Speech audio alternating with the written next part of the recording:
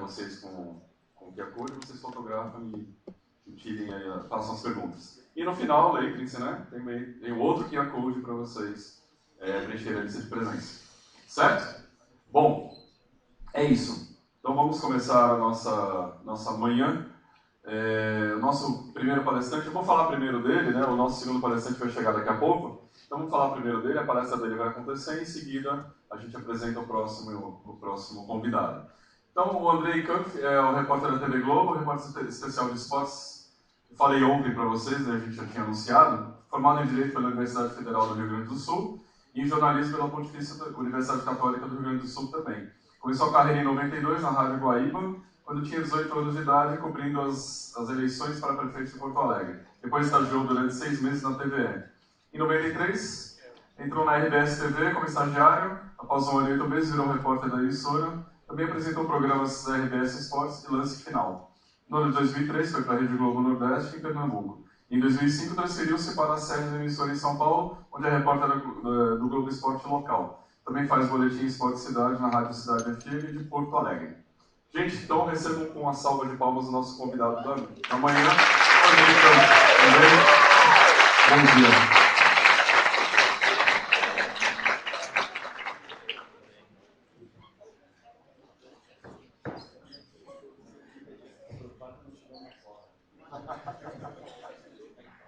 Obrigado. Tudo bem, pessoal? Estou meio preocupado que aqui não está funcionando a internet e eu tenho uma cola para o celular. E como eu sou muito ruim de tecnologia, vocês vão entender em função dessa mini biografia que tem aí, eu sou já meio velhinho, né? Então eu tive que pedir para o Maicon imprimir para mim o que eu estou pensando em conversar com vocês, um roteiro desse nosso bate-papo. E daí me passou o e-mail dele, que era michael.nunes98. Eu, vem cá, 98 é por causa do ano da Copa? Ele, não, porque eu nasci. Eu, como assim? Quando eu estou conversando com alguém que nasceu em 98, mas que absurdo. Vem cá, é brincadeira, né? Eu tô velho. Olha que, como a gente vai conversar, e eu imagino que tem a gente aqui que está começando a faculdade, gente que já está mais perto de se formar, tem gente na área de publicidade, tem gente na área de relações públicas e também na área de jornalismo. Eu quero conversar com vocês sobre algo que vai ser importante para todos, não só para os jornalistas, especialmente para os jornalistas, mas para todos vocês que estão fazendo uma faculdade de comunicação.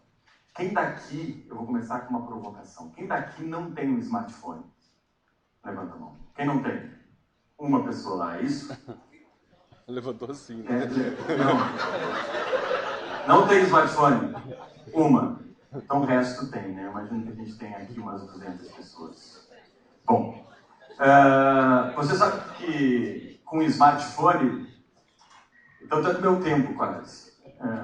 No smartphone a gente consegue, estando num evento importante, numa guerra, por exemplo, digitar algum texto sobre essa guerra e publicar.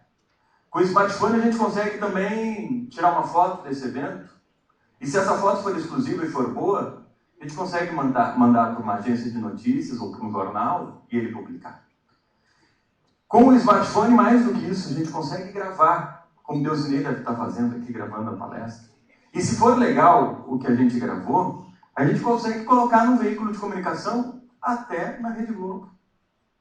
Então eu pergunto para vocês, o que vocês estão fazendo aqui na Uninove, gastando um dinheirão, se vocês conseguem, com isso aqui, entrar na Rede Globo ou em qualquer outro veículo importante de comunicação, conseguem publicar algo que vocês escrevem por aqui e conseguem mandar uma foto que vocês podem estar em qualquer lugar do mundo e essa foto pode ir para o ar.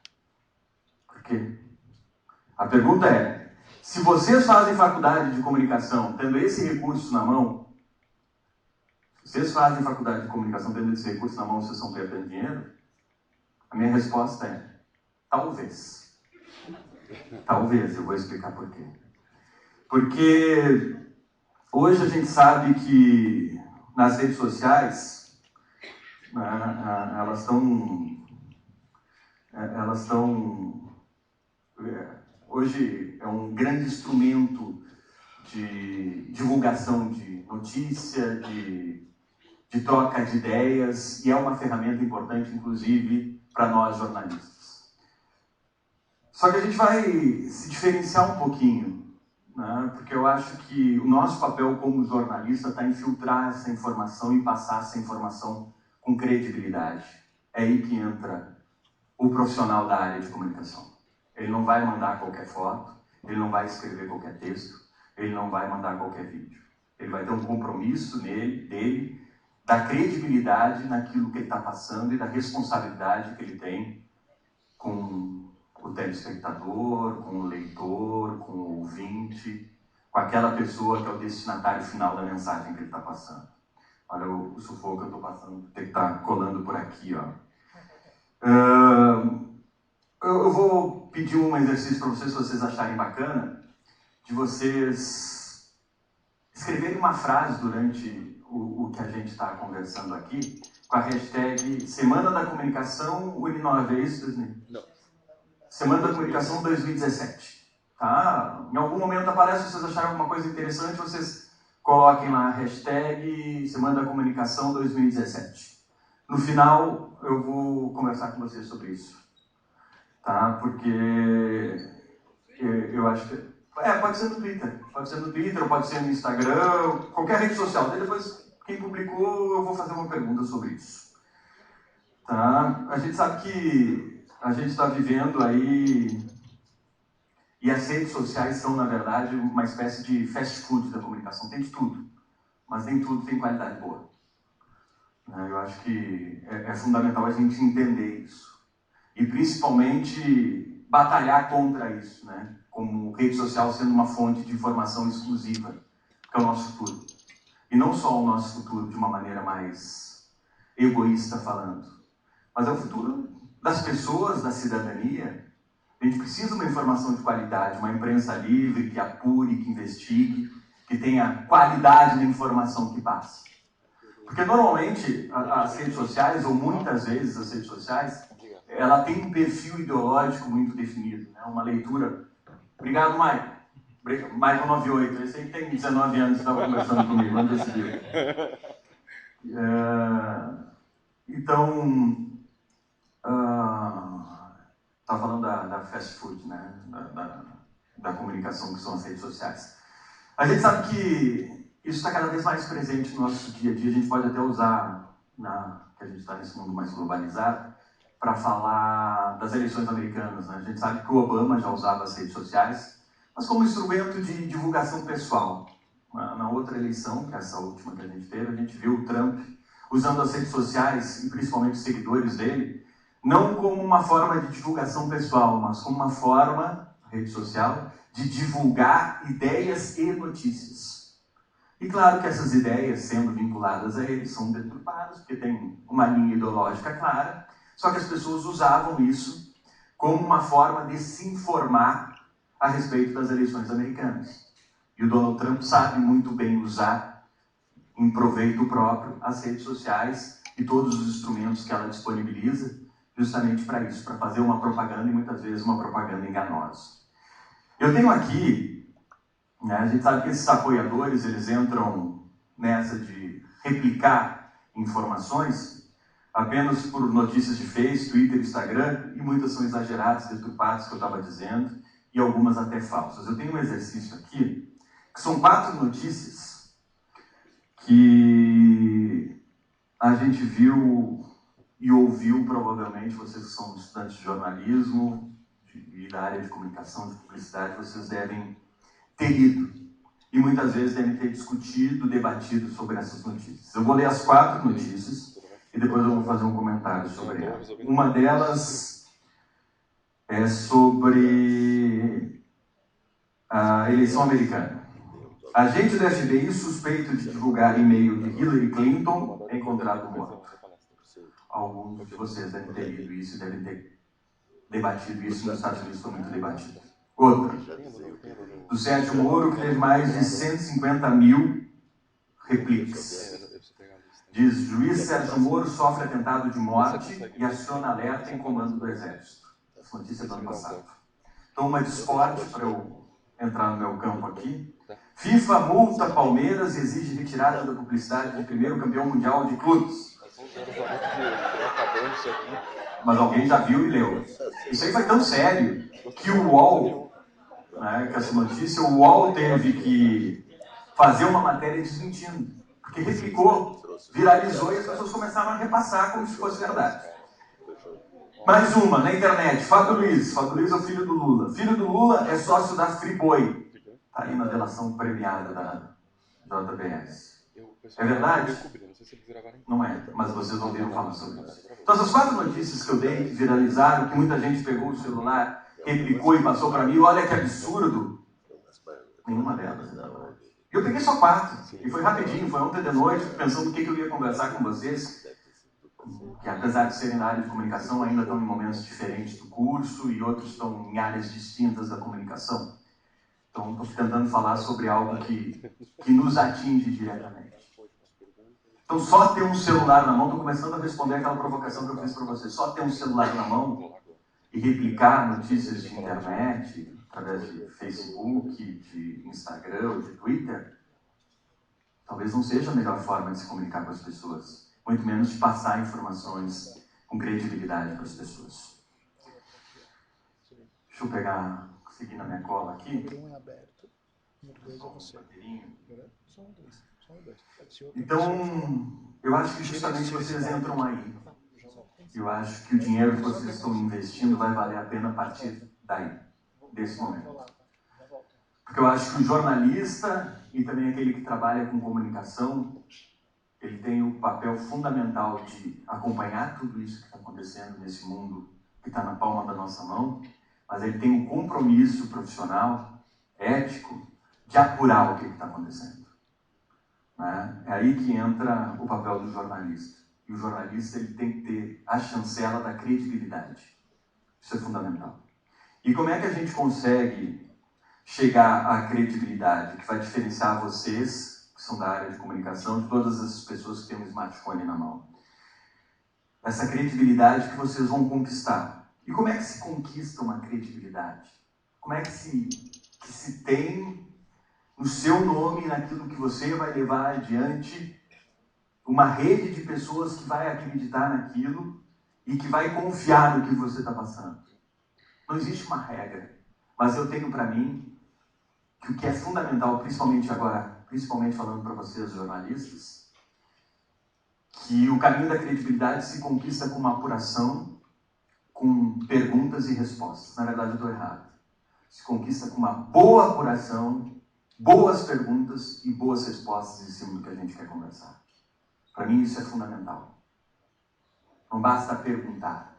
Tem que perguntar o que é fundamental perguntar. Não basta uma resposta. Tem que tirar daquela pessoa o que é mais importante naquela pessoa. E a apuração. Não basta só ler. Tem que pesquisar. E tem que pesquisar muito. O que vem no smartphone, no que vocês têm na mão, pode ser sim um fio de partida para uma grande história. Mas vocês, como jornalistas, têm um compromisso sempre de apurar e de contar essa história sob um ponto de vista diferente. Buscando bons personagens, tendo, através deles, fazendo com eles boas perguntas e tirando deles boas respostas. Eu acho que esse é o compromisso fundamental. E aí a gente entra em grandes reportagens, que a gente pode fazer, tendo um perfil mais investigativo. Isso pode ser na área de esporte, pode ser na área de jornalismo.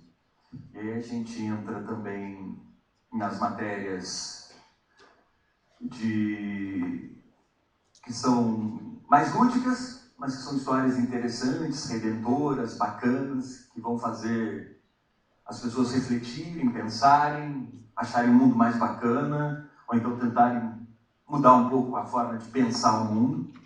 E a gente tem o hard news da informação, do jornalismo, que é aquela notícia que a gente precisa apurar, que é aquela notícia que a gente vai dar em primeira mão para as pessoas. Eu trouxe alguns vídeos para não ficar eu aqui conversando com vocês, ainda mais que eu não tenho PowerPoint, que eu não tenho nada, para não ficar uma coisa muito chata.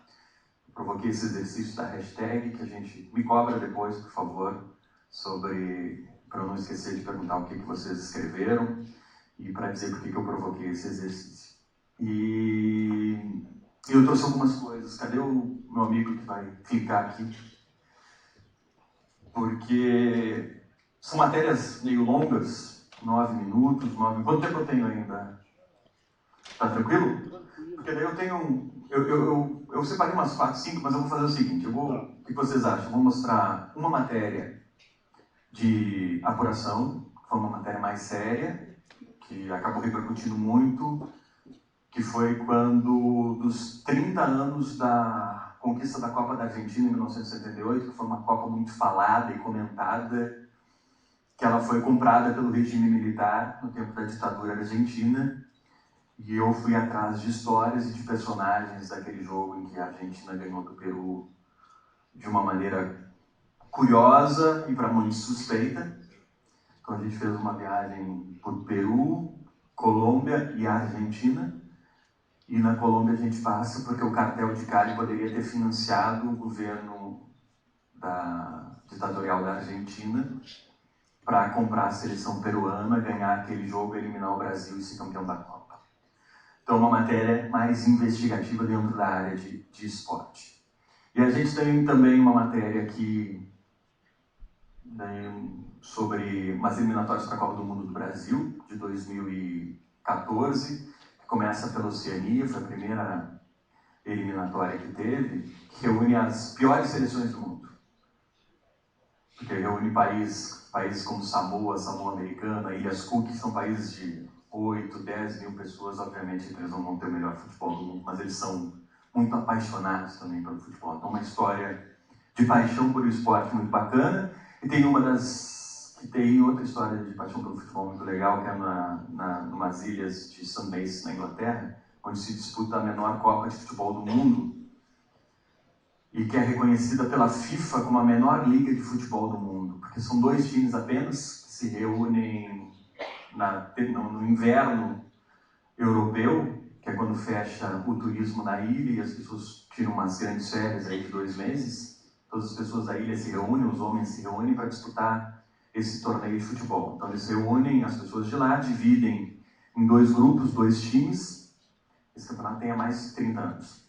2 times. Eles jogam uma temporada de 19 partidas e aí a gente tem o campeão da Liga. Depois tem a Copa da Liga, que são os 2 times que se enfrentam. E daí depois tem a Supercopa da Liga. Se o mesmo time ganhar a Liga e ganhar a Supercopa, esse time que é campeão das duas chama o outro time para jogar a Supercopa da Liga. É uma história fantástica.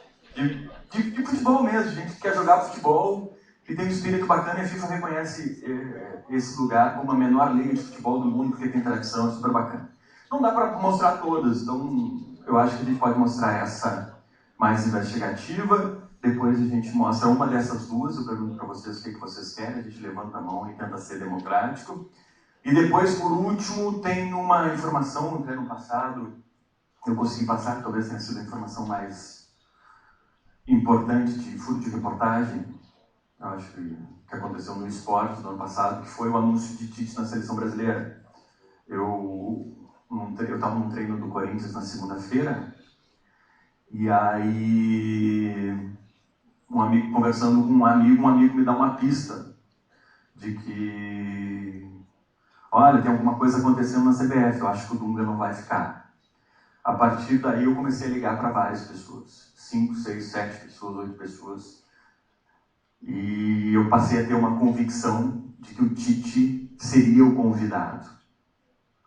E depois dessa convicção, eu liguei para mais algumas pessoas e passei a ter a convicção também de que daquela vez, naquele momento, ele iria aceitar, ele que já tinha dito 2 vezes não para a seleção. Então eu liguei imediatamente para a direção de esportes da TV e disse, olha, eu tenho uma informação importantíssima. O Dunga vai ser demitido amanhã, terça-feira, e na terça-feira o Tite vai receber um convite para ser técnico da seleção. E ele dessa vez vai aceitar, e ele tem algumas condições, e eu disse quais eram as condições. Todo mundo ficou assustado, porque a seleção brasileira é uma informação importante. Vamos dar, não vamos dar, não sei o quê, qual é a fonte? Fonte a gente não divulga de jeito nenhum. Vocês sabem, fonte vocês sabem que eu não posso dar, mas eu tenho histórico aqui, trabalho com vocês há 20 anos, e eu jamais entrei numa história dessas para dar uma informação equivocada. Mas é aquela história, né? É que nem um procurador acusando alguém. A gente vê marca de sangue na mão do fulano.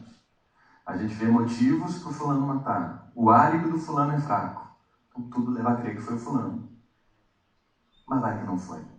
Então é sempre perigoso, entendeu? Mas uma hora a gente tem que bancar e ir adiante, porque o jornalismo é feito assim e as coisas acabaram se confirmando. Depois eu consegui confirmar Rogério Micali na seleção olímpica e consegui, numa sequência de informações, divulgar em primeira mão a partir do Globo Esporte. Acho que a gente pode começar, então... Por essa mesmo? Por essa do Tite. Vamos começar por essa do Tite? Não. E agora? Como é que a gente faz para voltar? Não. Cadê aquele meu amigão? Ah, tá aqui, ó. O cara é fera. Pronto. Pá! Tem que aparecer lá, isso. E o áudio? Áudio, vamos ver se... Estamos segurados porque não tem áudio nem no áudio. Peraí, se não tem áudio. Angustiado, porque se for confirmada a saída de Dunga, o nome de Tite o torcedor corintiano deve estar angustiado, porque se for confirmada a saída de Dunga, o nome de Tite é o mais forte para substituí-lo. Agora, a informação. Tite já foi convidado 2 vezes para assumir o comando técnico da seleção brasileira. Nas 2 vezes disse não. Mas se for confirmado, o 3º convite, dessa vez, ele toparia aceitar. Sob 2 condições. A primeira, que Dunga não esteja mais no cargo para ele negociar. A segunda condição, ter autonomia no futebol. E essa autonomia diz respeito não só à comissão técnica, como também definir os nomes que vão trabalhar com ele na direção de futebol da seleção brasileira. Ivan. Legal, Andrei, obrigado pelas suas informações. Vamos esperar então, né? Quais serão as cenas? Assim. Bom, eu antecipei, né? Tudo que eu acho que eu tenho que comentar sobre essa história. Isso aconteceu por volta das 9h30, 10 horas. Chegou a notícia, eu fui atrás, liguei para muita gente para conseguir dar essa informação. A partir daí, vários cabos de emissora foram para o Corinthians, a história cresceu e na 4ª ou 5ª-feira, 13 dias depois, o Tite foi anunciado. Muito embora depois eu ter dado essa informação de que ele iria aceitar sobre essas condições, muita gente ainda insistia na tese de que o Tite não iria aceitar em função do que ele tinha dito antes. Não iria trabalhar com o Marco Paulo Del Nero, nem com a CBF, em função desse momento político complicado que a CBF enfrentava. E era, sim, uma resistência do Tite, só que depois, conversando com pessoas próximas com ele, conversando com ele, que obviamente não falou absolutamente nada mais concreto com relação a isso, a leitura que eu fiz é que ele entendia que o momento era diferente, a proximidade da Copa era grande, e que não podia deixar o trem passar mais uma vez, e que ele, tendo essa autonomia, ele poderia gerenciar o futebol da seleção de uma maneira mais independente, sem um vínculo muito forte com o presidente Marco Paulo Del Nero. Bom, a gente mostrou essa, vamos mostrar qual que vocês preferem da... Não, vou mostrar a Copa Comprada, que é aquela de jornalismo investigativo, que é alguma coisa que eu acho ainda muito importante no jornalismo esportivo, nas pessoas. O jornalismo esportivo ele sempre fica naquele muro entre entretenimento e informação. Eu acho e defendo que quem trabalha com esporte na área de comunicação ainda faz jornalismo, ainda merece carregar esse nome composto de jornalismo esportivo. Muito embora eu acho super bacana a área do entretenimento dentro do esporte, eu acho que o esporte cabe leveza, cabe brincadeira, cabe essas formas de contar, de arriscar, de tentar mostrar a notícia de uma maneira diferente, um pouco mais leve, um pouco mais divertida. Agora, eu sou um cara mais careta, vocês estão olhando para mim, eu não sou um cara muito descolado, muito engraçado, então eu ainda tenho um perfil mais da informação. Eu acho que é legal uma redação ter gente com perfis diferentes, não é pastelaria, tudo igual, bota lá no óleo e fica tudo parecido. E não é dessa forma que eu enxergo a redação, e não é dessa forma que eu enxergo o jornalismo. Eu acho que tem perfis diferentes para contar histórias diferentes e é importante que vocês encontrem sempre o perfil de vocês. Então, uma coisa que eu gosto muito é de apurar, investigar e justificar esse nome de jornalismo esportivo. Essa é uma matéria bacana que repercutiu muito. Não é mais play que a gente fala, né? Ué? Ainda é play. Tá.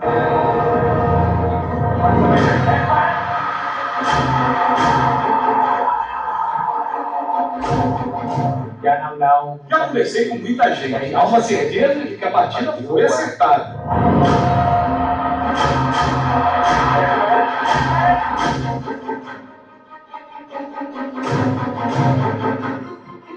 Argentina. É mentira, isso é absolutamente falso.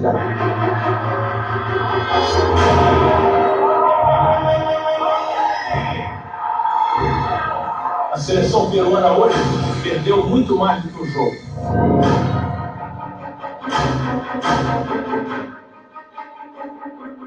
(21 de junho de 1978), Argentina 6-0 no Peru. Quando o árbitro francês Robert Kurz apitou o fim, o jogo passou a ser o mais polêmico da história das Copas. 30 anos depois, a suspeita de armação ganha força. Tudo por causa de uma denúncia que vem aqui da Colômbia. O filho de um ex-chefão do cartel de Cali diz que o narcotráfico ajudou a Argentina a comprar o Peru. Está tudo neste livro, O Filho do Enxadrista, que foi lançado este mês. Fernando Rodrigues Mondragon é filho de Gilberto Rodrigues Orihuela, que comandou o tráfico de drogas em Cali dos anos 70 até metade dos anos 90. Um tempo onde os cartéis funcionavam como um poder paralelo na Colômbia. Fernando ficou 3 anos preso. Na cadeia surgiu a ideia de lançar este livro, que conta a intimidade do poder no cartel. Há muito sobre futebol, uma paixão da família Rodrigues. Por vários anos, o clã mandou no time do América de Cali e acabou se infiltrando no mundo do futebol de uma maneira suspeita. Assim conheceu este empresário argentino, Carlos Quieto, que levava jogadores para o time da família. Segundo Fernando, foi ele quem pediu, em nome do governo argentino, a intermediação do cartel para marcar uma reunião com a Federação Peruana, a fim de acertar o resultado do jogo. Havia um governo militar de Videla. Havia um governo militar que necessitava que a Argentina fosse campeã para dar uma satisfação, uma alegria ao povo. Para entender o esforço argentino para ganhar a Copa, é preciso conhecer a situação política na época. O país vivia o 3º ano de uma ditadura militar violenta, responsável pelo sumiço de mais de 30 mil argentinos. Nas ruas, protestos de parentes de desaparecidos. Na Praça de Maio, mães à procura dos filhos.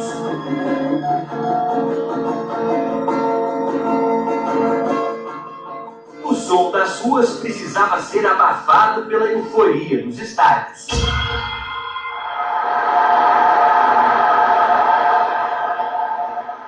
Nessa época havia muita manifestação de mães da Praça de Maio contra o desaparecimento de pessoas. Então a gente precisava de uma coisa que desse ao país assim, uma aura de alegria, de felicidade. O futebol também sofria com o momento político. As noites na concentração brasileira eram longas. Em Mendonça, por diversas vezes eu acordei com tiros, né? Com cachorro latindo e uma pressão muito grande, muitos policiais vigiando as concentrações. Para os argentinos, os problemas eram maiores. O lateral da seleção, Tarantini, perdeu 3 amigos para a ditadura. Antes de um jogo, o general Jorge Videla, presidente da Argentina, foi até o vestiário conversar com os jogadores. Eu cumprimentei Videla, pedi pelos meus amigos. Ele fingiu que não me entendeu, não deu a mínima bola para o que disse. E me sacou rajado diretamente no meio. A figura imponente de Videla ocupava lugar de destaque em todos os jogos da Argentina. O time, comandado pelo cabeludo Mário Kempis, já estreou com a sombra da desconfiança. No primeiro jogo contra a Hungria, em Buenos Aires, 2 adversários expulsos e vitória dos donos da casa. Dias depois, no mesmo lugar, vitória sobre a França por 2-1. O árbitro Jean Dubar não marcou um pênalti claro contra o time da casa. E segundo a crônica internacional, havia sido beneficiado. O time de César Luiz Menotti enfrentou o Brasil nas quartas de final, empate em 0-0.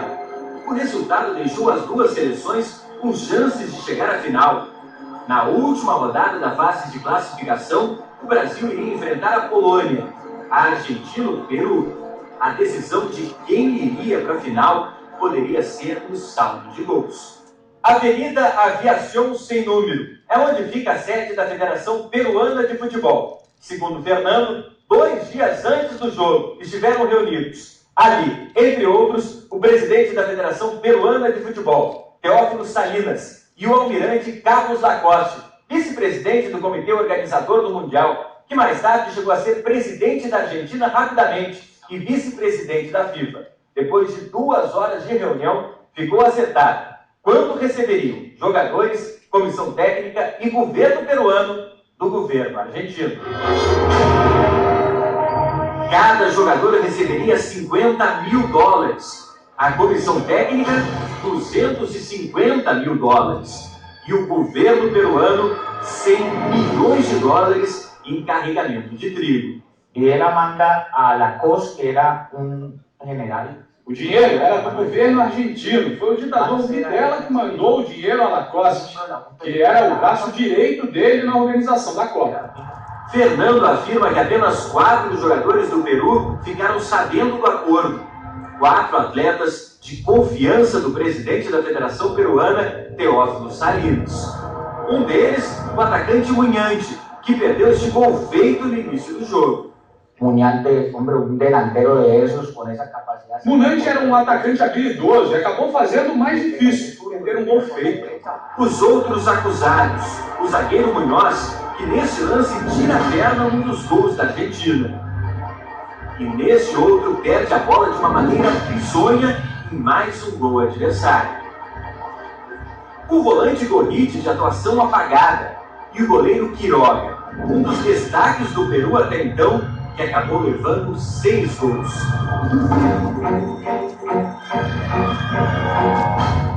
Um dos acusados pela vergonha de 78 vive hoje neste apartamento no bairro de Miraflores, em Lima, capital peruana. O goleiro Quiroga nega todas as acusações. Se hubiese sucedido algo malo, como a gente habló, Se houvesse alguma coisa, eu não voltaria a jogar pela seleção peruana. Nós não ganhamos dinheiro nenhum no Mundial. Voltamos com uma mão na frente e outra atrás. Quiroga é argentino naturalizado peruano. Nós pedimos para ele rever todos os gols que sofreu. Ele admite falha em 2. Você está com um companheiro meu? Há um companheiro na minha frente. Achei que ele ia tocar a bola. Pode ser aí, hein? Eu saio adiantado. Nós mostramos o desabafo de Cláudio Coutinho, então o técnico brasileiro, logo depois do jogo argentino. A seleção peruana hoje perdeu muito mais do que um jogo de futebol. Perdeu aquilo que a gente pode ter de mais caro. E vocês sabem o que é o prestígio, a credibilidade internacional. Quiroga não rebate uma vírgula. 2 minutos de silêncio. De um incômodo sem fim. O problema do Brasil foi não ganhar da Argentina. Se ganhasse, seria campeão do mundo. Isso é pelas coisas que se falaram. Mas os fatos continuam jogando contra Quiroga. No dia que iria decidir o finalista da Copa de 78, os jogadores brasileiros se dirigiam para o estádio para enfrentar a Polônia, quando receberam uma notícia surpreendente. O jogo da Argentina contra o Peru, que seria no mesmo horário do brasileiro, foi transferido para 2 horas depois. Todos os horários estavam sendo cumpridos, o local de jogo estava sendo cumprido, e de repente uma partida em que envolvia diretamente a classificação nossa e da Argentina é mudada de horário, era algo estranho. O Brasil esqueceu a desconfiança e venceu a Polônia por 3-1, resultado que deixou a Argentina na obrigação de golear o Peru por pelo menos 4 gols de diferença para chegar à final. Quem acompanhava as duas seleções sabia que o brasileiro podia acreditar, mas foi só a escalação peruana ser divulgada que as suspeitas de armação ganharam força. O Peru vinha realizando uma série de bons jogos. Já antes do início da partida de Rosário, causou estranheza o fato do técnico do Peru proceder 5 alterações na equipe. Aquilo já causou, principalmente nos brasileiros, uma espécie de apreensão, de receio, de temor de que o jogo não seria um jogo normal. E foi só a bola rolar que as esperanças brasileiras foram diminuindo tão rapidamente quanto os gols argentinos iam saindo. 20 minutos do segundo tempo e o Peru já perdia por 6-0. A Argentina entrou em campo disposta a vencer o time peruano que, durante todo o tempo, jamais deu a impressão que queria brigar por alguma coisa. O jornalista argentino notou o jogo fácil, mas nada de anormal. Isso até rever a partida pela TV. Todo lo que se dijo después, pasado el tiempo. Depois de ouvir o que as pessoas falavam e rever o jogo, tive que admitir que fui um ingênuo.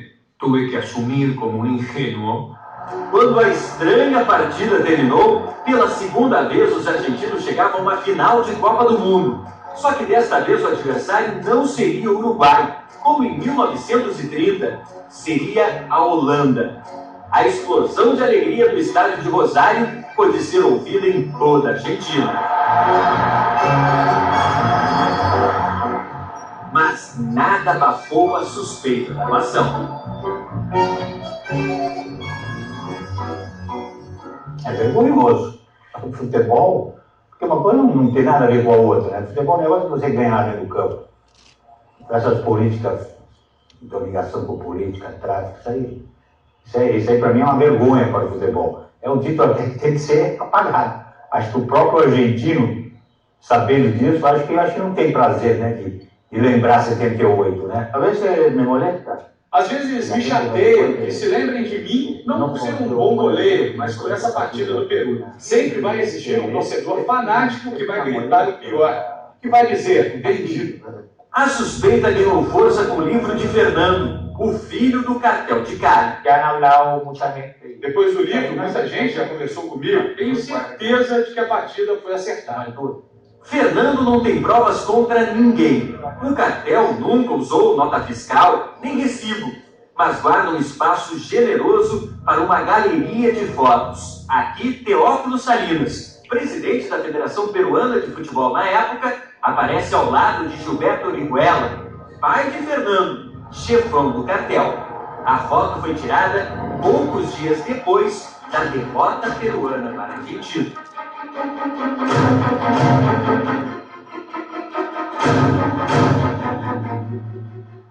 O jogo final foi limpo e digno de uma Copa do Mundo. A vitória em cima da Holanda de Wezenbrink por 3-1 foi inesquecível para o torcedor argentino. Este gol do craque Kempes resume bem o que foi aquela seleção. Uma mescla de talento e muita vontade. Um time forte, sem dúvida alguma. Daniel Passarella levantou a taça de campeão. O Brasil ficou em terceiro, mas 30 anos depois, o jogo mais lembrado, mais falado do Mundial de 78, continua sendo aquele contra o Peru. O jogo mais polêmico da história das Copas.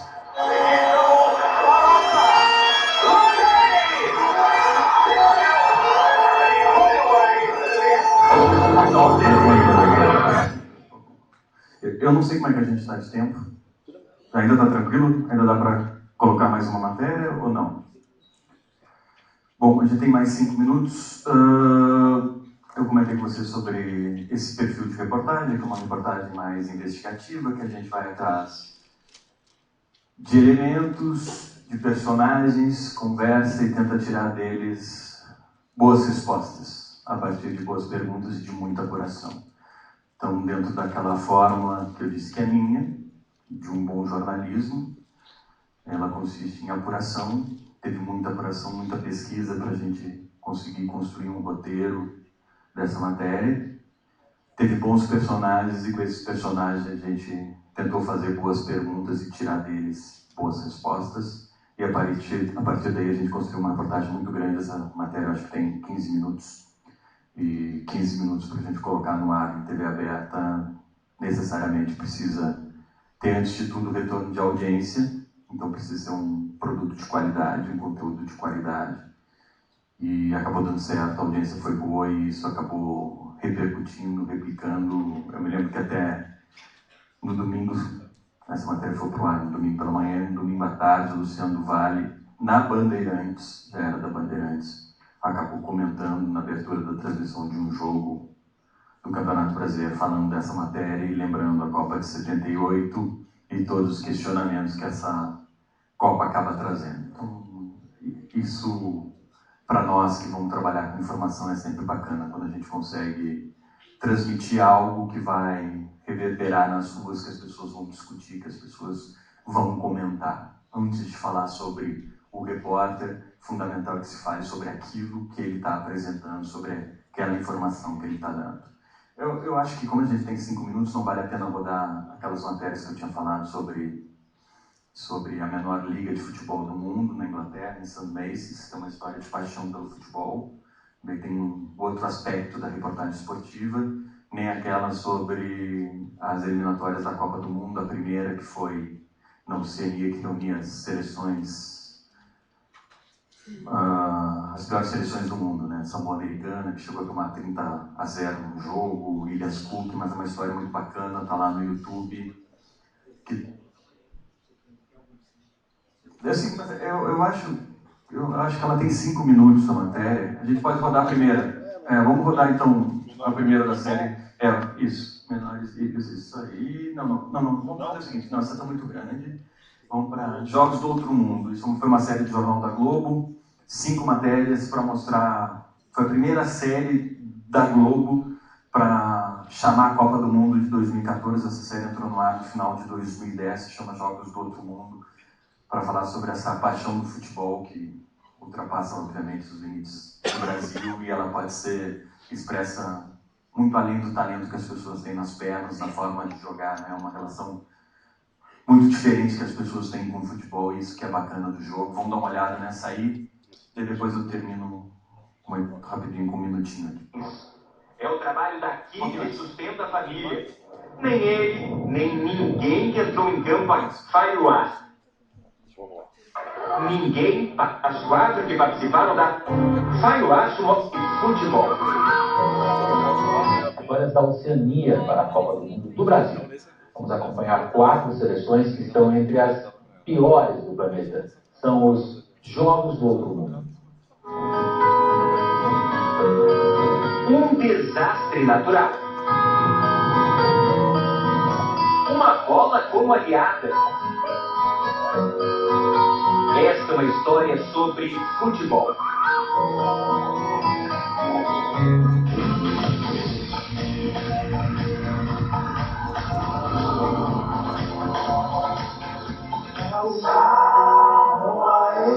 Samoa é um país que tem 2 ilhas e fica na Polinésia, no meio do Oceano Pacífico. Aqui moram 175 mil pessoas. A natureza sempre foi generosa com Samoa. Pelo menos até 29 de setembro de 2009.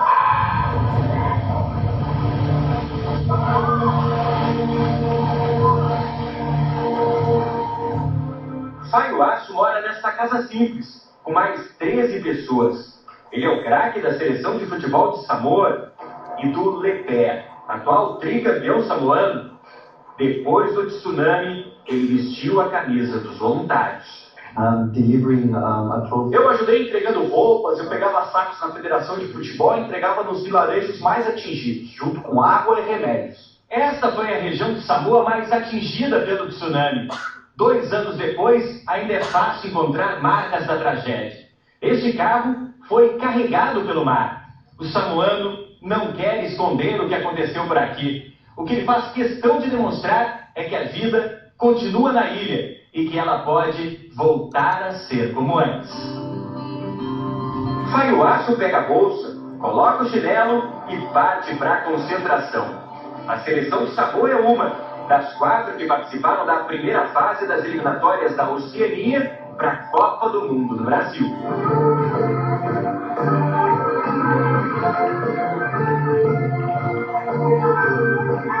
The country of Samoa welcomes you to this qualification match of the 2014 FIFA World Cup Brazil. Além de Samoa, entraram em campo outros 3 países da Polinésia: Samoa Americana, Tonga e Ilhas Cook. Desses 4 países, só um passa para a segunda fase. Tem ainda uma terceira. O campeão ganha o direito de enfrentar o 4º colocado da CONCACAF. Se vencer, aí sim se classifica para 2014. Não importa o que falta para chegar no Brasil, a bola levou esperança para todos esses jogadores. Estou realizando um sonho, que é jogar pela seleção do meu país. Agora, o que eu mais quero é continuar representando Samoa em outras competições internacionais. Charles é zagueiro, capitão de Samoa e funcionário do Porto de Apia, um vilarejo que é a capital do país. É o trabalho daqui que sustenta a família. Nem ele, nem ninguém que entrou em campo aqui consegue viver somente do futebol.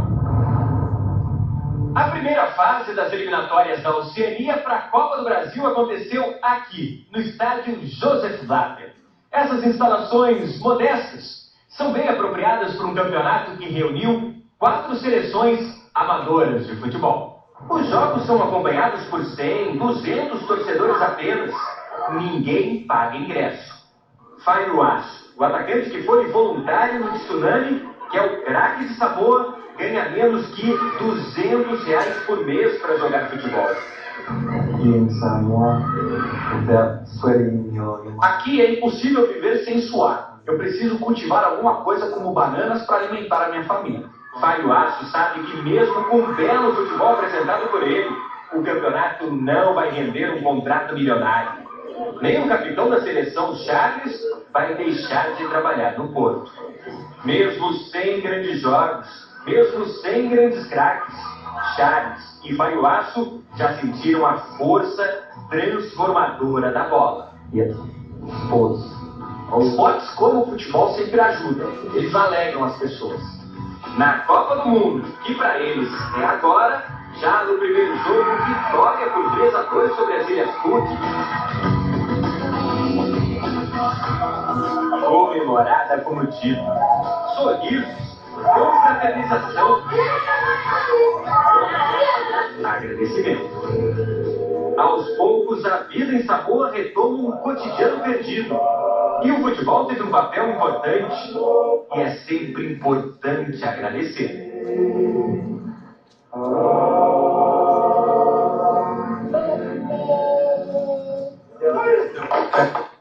Bom, é uma reportagem completamente diferente da outra que a gente viu, mas que se enquadra dentro daquilo que a gente conversou e dentro daquilo que eu entendo como sendo o papel do jornalista e das grandes reportagens que a gente faz para a televisão, hoje para as novas mídias.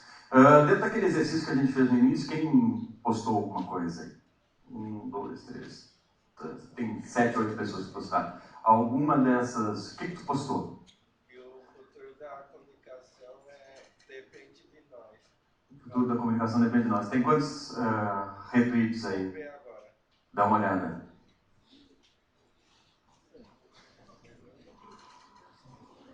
Quantos retweets tem o teu aí, repliques? Ou curtida? Na verdade, não tem nenhum, mas é que eu fiz uma pergunta. Fez uma pergunta.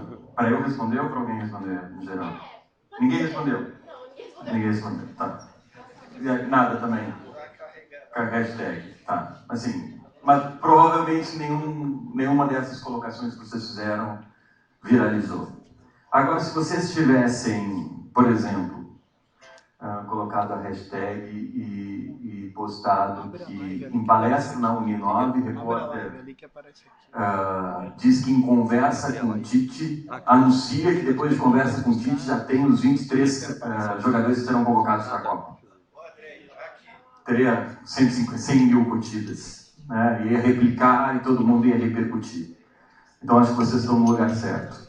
E por isso que vocês estão pagando e investindo no futuro de vocês, porque o que faz? Um profissional da comunicação diferente daquele que tem apenas um smartphone na mão, é esse compromisso que tem com a informação, com a verdade, é esse compromisso que tem com a credibilidade, com a informação, da melhor maneira, a maneira mais honesta que tem com aquela pessoa que vai estar do outro lado recebendo aquilo que vocês vão postar. Eu acho que isso vocês têm que levar adiante. É esse compromisso que vocês têm com a credibilidade, com o nome de vocês, é isso que vai fazer um profissional da comunicação diferente daquele que tem apenas um smartphone na mão. Isso que eu queria dizer para vocês. Valeu, sigam em frente, acreditem, boa sorte.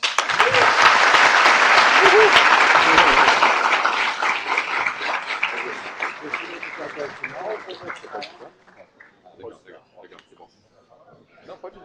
Pessoal, lembrando que nós vamos ter as perguntas, então o QR Code eu acho que ainda está passando aí por vocês, tá? Então quem quiser fazer perguntas, ao final nós vamos fazer a leitura, tá? Nesse momento nós vamos receber nosso outro convidado. Hoje nós temos aqui na mesa um jornalista e um publicitário. Eu acho que vai ser muito rico para vocês, então aproveitem esse momento para que a gente possa conversar muito com esses dois profissionais. Tem alguém lá em cima? Ele tá lá em cima. É ele. Tá, beleza. Chuta, cabeceia, faz gol. Vai lá.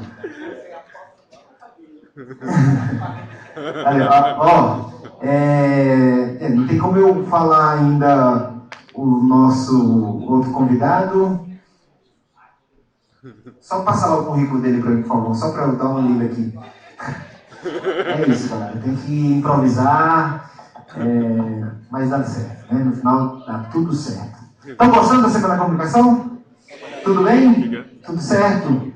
A gente procurou fazer uma Semana da Comunicação bem dinâmica, com muitos bons profissionais. Vamos lá. Rômulo Mérida é da Beck Arvas, ele é graduado em Comunicação pela Escola de Comunicação e Artes da USP, pós-graduado em Ensino e Educação Superior pela Escola Superior de Propaganda da ESPM, e ele tem mais de 20 anos de experiência em agências como a Grotera, a McCann Erickson, a África, a Matisse e as outras agências. Criou campanhas para alguns dos mais importantes anunciantes brasileiros, entre eles American Airlines, ASICS, Banco do Brasil, Chevrolet, Coca-Cola, Garoto, Microsoft, Nestlé, Penalty, um monte de empresas. E o Rômulo hoje está com a gente para conversar com a gente sobre criação. Então, fica à vontade, Rômulo, salva de palmas para o nosso palestrante. Vamos lá.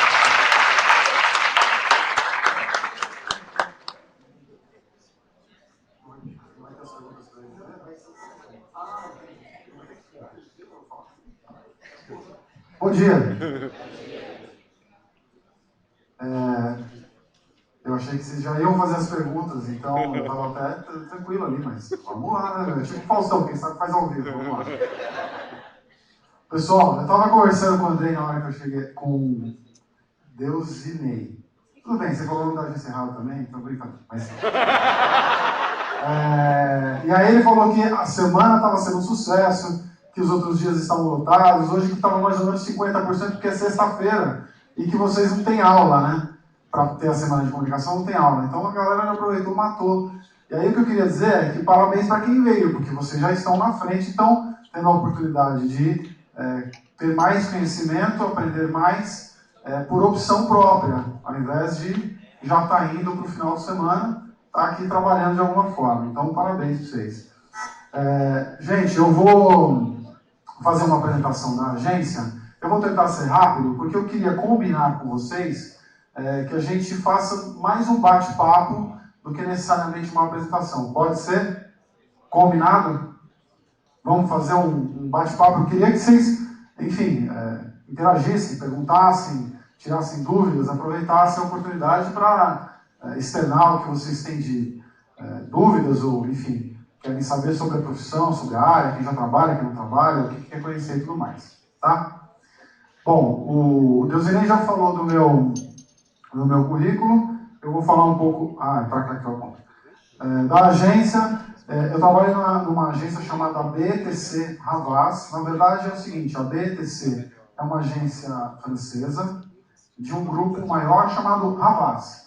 No Brasil, a gente tinha as duas agências, existia a BTC, existia a Havas, e elas se fundiram agora há 3 meses mais ou menos. Fora do Brasil, elas são operações independentes ainda.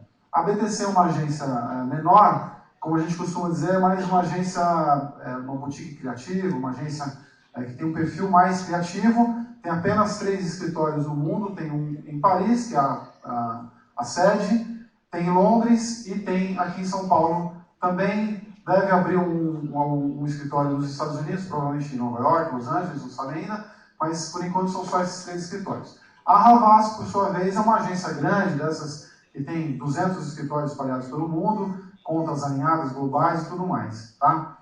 A BTC é uma agência mais jovem, no Brasil ela tem pouco mais de 3 anos, então é uma agência muito recente mesmo, praticamente uma startup, e tem um perfil de uma agência já um pouco mais conectado com esse ambiente de comunicação atual, aí, principalmente com as questões digitais, um pouco do que o Lê até comentou aí, eu não cheguei no começo, não sei qual foi a brincadeira, mas tipo isso, né? Cada um de nós aqui é um comunicador em potencial, e dependendo do que a gente fala publicamente, isso pode atingir um tamanho que a gente sequer imagina. Né? Eu, pessoalmente, inclusive, não tem muito a ver com isso aqui, mas tem um pouco a ver com o seu... Eu tive uma experiência, eu tenho lá meu Facebook, Twitter, Instagram, como todo mundo tem, há 2 anos atrás, quando começou essa briga aí sobre coxinha, petralha, enfim, questão política, eu cheguei um dia cedo na agência e resolvi escrever um texto do que eu estava enxergando sobre isso. Meu Facebook era novamente como o de todo mundo. Tinha lá os meus amigos e tinha as interações normais que você costuma ter e tudo mais. E por algum motivo que eu não sei explicar muito bem, o texto teve uma repercussão, mas absolutamente inesperada e muito maior do que eu podia imaginar. Então o texto que eu escrevi na minha página teve quase 60 mil compartilhamentos na minha página. E era uma coisa que até serviu para mim como aprendizado, para você às vezes achar que você está falando apenas para os seus iguais, ou para os seus amigos, ou para as pessoas que você conhece. Isso não necessariamente é verdade. A partir do momento que você publica alguma coisa, ela já não é mais sua, você não tem mais controle, na verdade. E, enfim, graças a Deus, o meu texto ele tentava buscar uma razão nas coisas, e tentava trazer um senso de... buscar um caminho do meio, digamos assim, né? Nem tanto para cá, nem tanto para lá. Então, mas mesmo assim, teve gente que me xingou, normal, isso eu já esperava também. Bom, voltando à nossa, eu queria falar da agência aqui, a BTC em Paris, o escritório dela é esse daqui, inclusive é uma agência que tem diversos valores interessantes. Um deles até foi quando eles começaram a realmente crescer e ganhar corpo, eles foram para uma sede que era um prédio histórico, mas que estava absolutamente derrubado, num bairro também degradado, para revitalizar não só o prédio, mas o entorno também. Então isso é uma das coisas que faz parte dos valores da BTC. Aqui tem um vídeo que é um filme que normalmente nós apresentamos em prospects ou concorrências para clientes, que mostra um pouco qual que é o perfil da BTC. Eu vou passar ele aqui, depois eu comento. According to all known laws of aviation, there is no way that a bee should be able to fly. Its wings are too small to get its fat little body off the ground. The bee, of course, flies anyway, because bees don't care what humans think is impossible.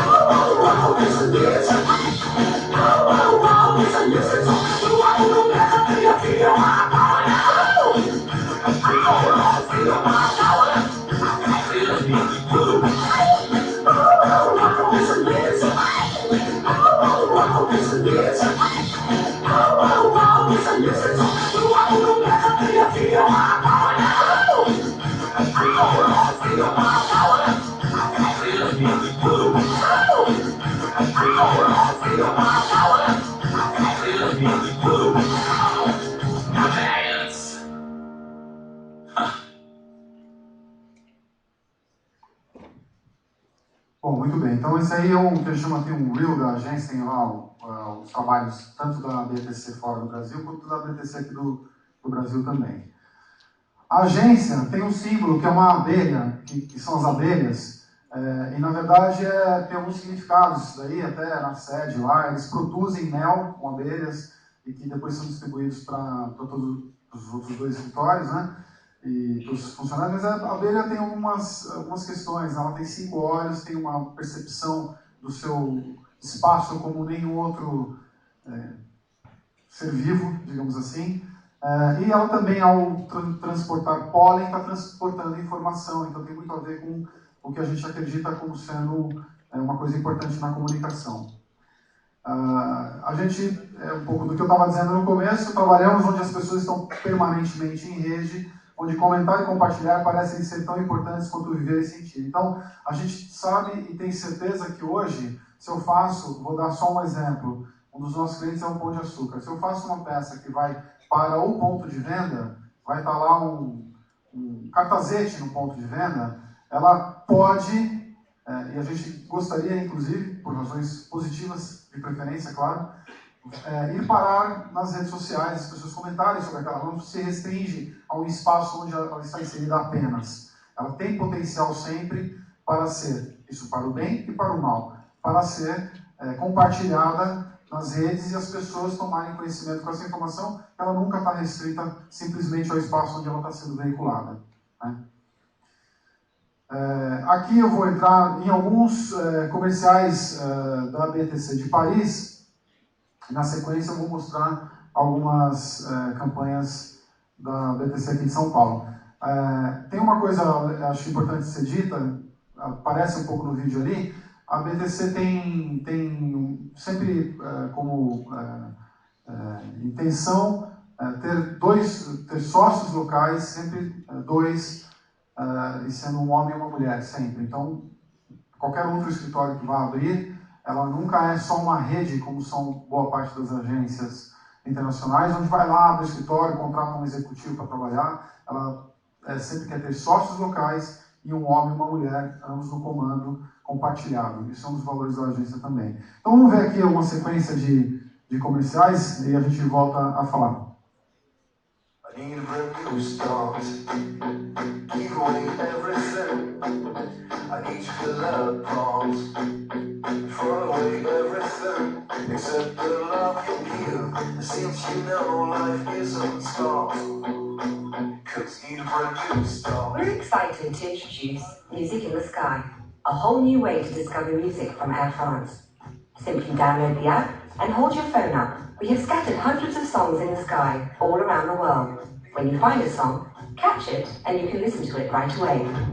As you know, when someone else inside decided to be free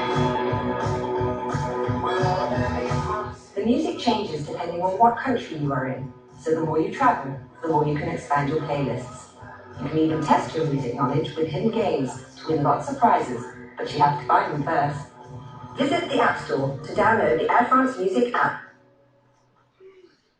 Só fazer um comentário rápido. Isso aqui é o seguinte, é tipo um Pokémon GO, né? Só que de música.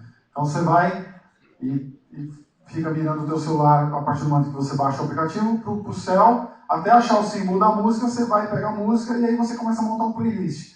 Mas isso surgiu, na verdade, porque a BTC ela pensa em trabalhar o seu cliente de uma maneira, digamos, holística. Então, assim, a gente nunca faz só o comercial que vai para a televisão, por exemplo.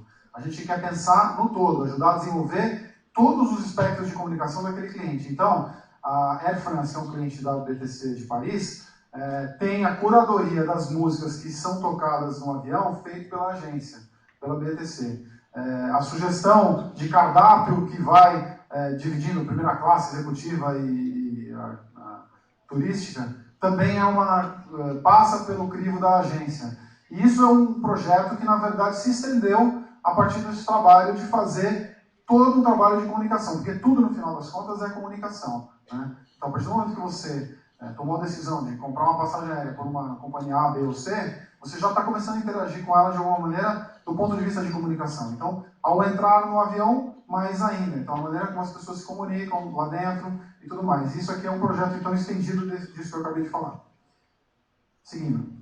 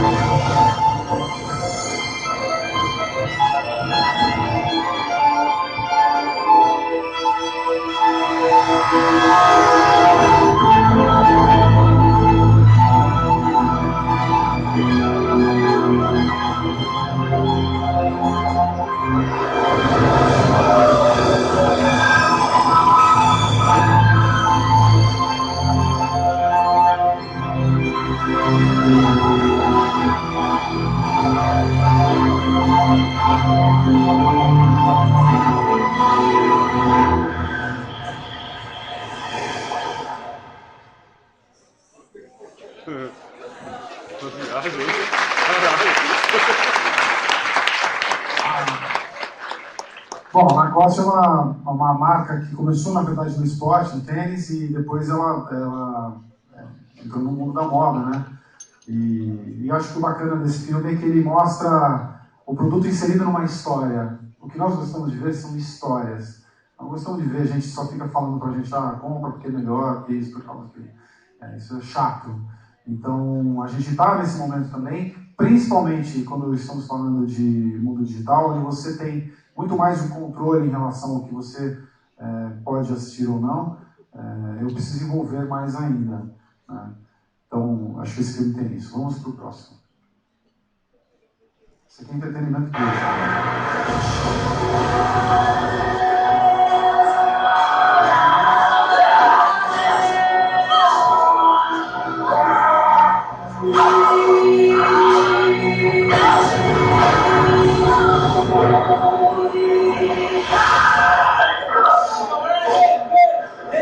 Okay, that was great, guys. Really great.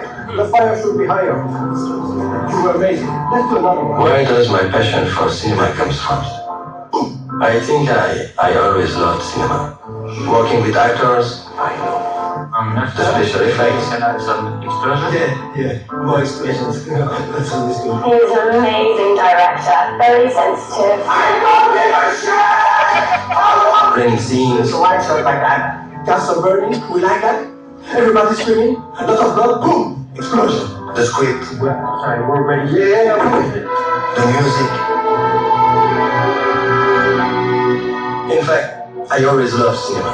You know, I have seen so many good movies over the years that one day I asked myself, why not me?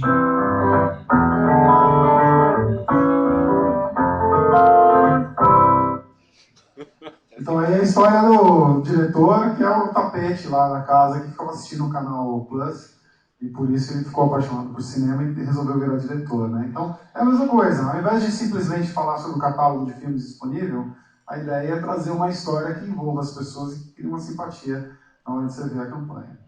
Vamos para o próximo. Vou deixar no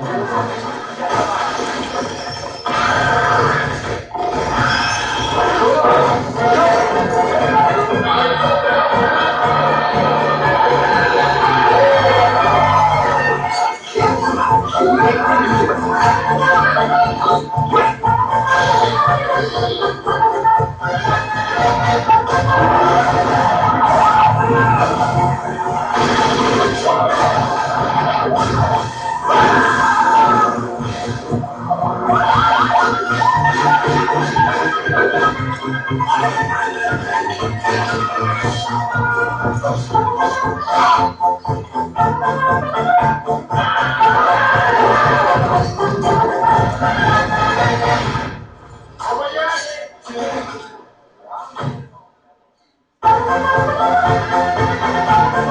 Canal, une nouvelle télé, la vôtre.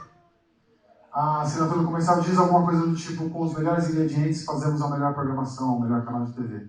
Então, essa é a ideia dos ingredientes vem daí. E aqui vocês devem conhecer, esse é o comercial mais visto na história da propaganda na internet, né? Comercial. 135 lá em 2016. Então, bem mediano.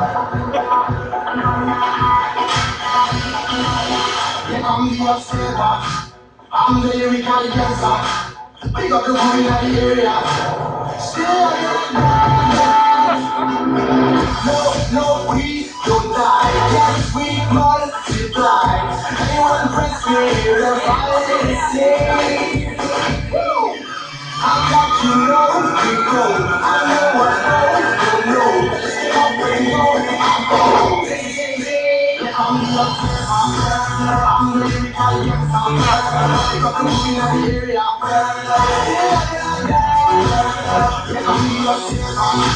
I'm the lyrical dancer. Excuse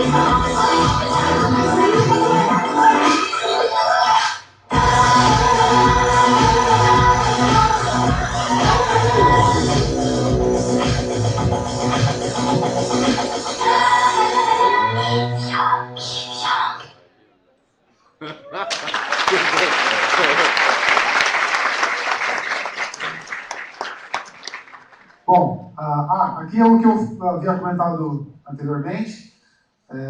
Aqui é a estrutura da agência, então, como eu estava falando aqui, opa, funcionou o negócio aqui. A Gal Barradas e o Eric Ray são os dois CEOs da agência em São Paulo e sócios da agência, da BETC. Tá? A agência aqui em São Paulo tem, como eu disse, pouco mais de 3 anos.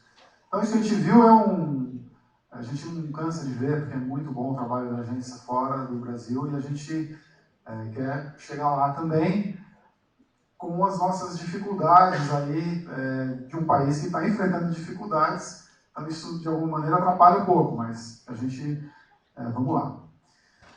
Aqui são os clientes da agência. Então, a gente tem a Rect Benkiser, que é uma empresa muito grande, internacional, do setor de limpeza e tudo mais. Tem Veja, SBP, enfim, Vanish, aí tem Pão de Açúcar, tem Hering, Citroën, Peugeot, Jontex, Masp, China Box, Hyundai, enfim, Hershey's, que é chocolate. Esses são os clientes da agência que nós trabalhamos aqui no Brasil. Tá? Como aparece no filme de apresentação, alguns agora, como teve a fusão entre a BETC e a Havas, alguns eram da Havas, outros eram da BETC. Os clientes da BETC todos foram clientes conquistados aqui, não foram clientes herdados de fora. A Havas tem alguns clientes alinhados, como é o caso da Rect Benkiser, por exemplo. Aí eu vou mostrar então alguns cases aqui da agência. Não temos muitos, porque a agência não é tão antiga, mas temos alguns cases interessantes. Então o primeiro deles é um de Peugeot. Vamos assistir, não é um comercial exatamente, é uma historinha que foi criada para fazer o lançamento de um novo carro.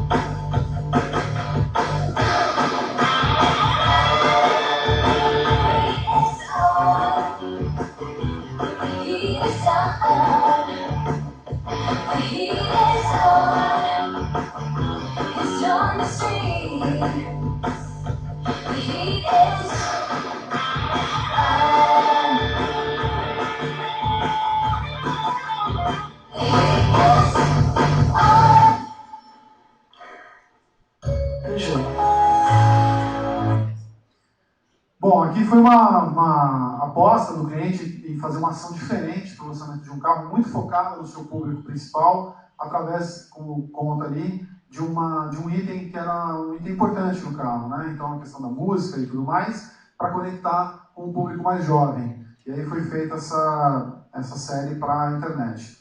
Vamos para o próximo. Aqui na verdade é o seguinte, é uma série de alguns pequenos filmes para Ering.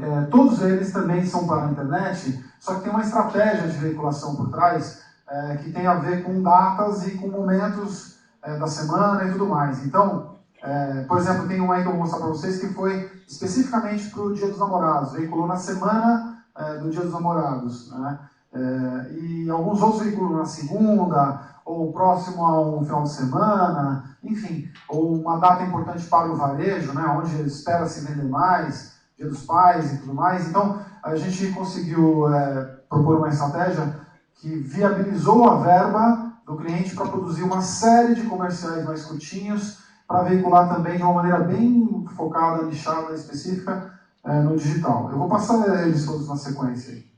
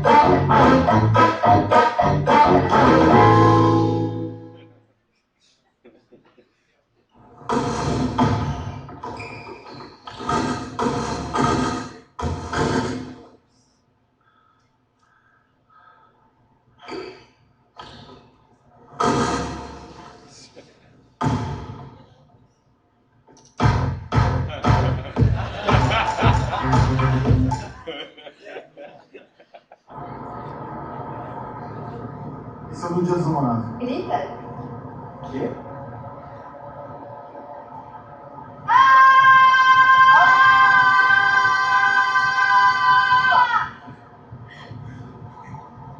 Tô com frio! Eu também! Você é louca! Você vai!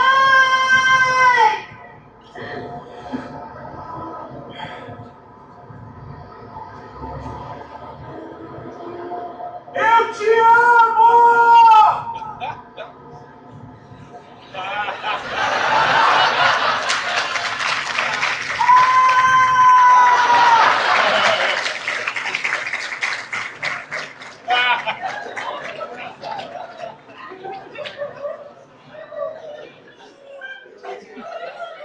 A ideia era, no Dia dos Namorados também a gente tá solteiro, né? Então não dá pra passar de namorado. Né?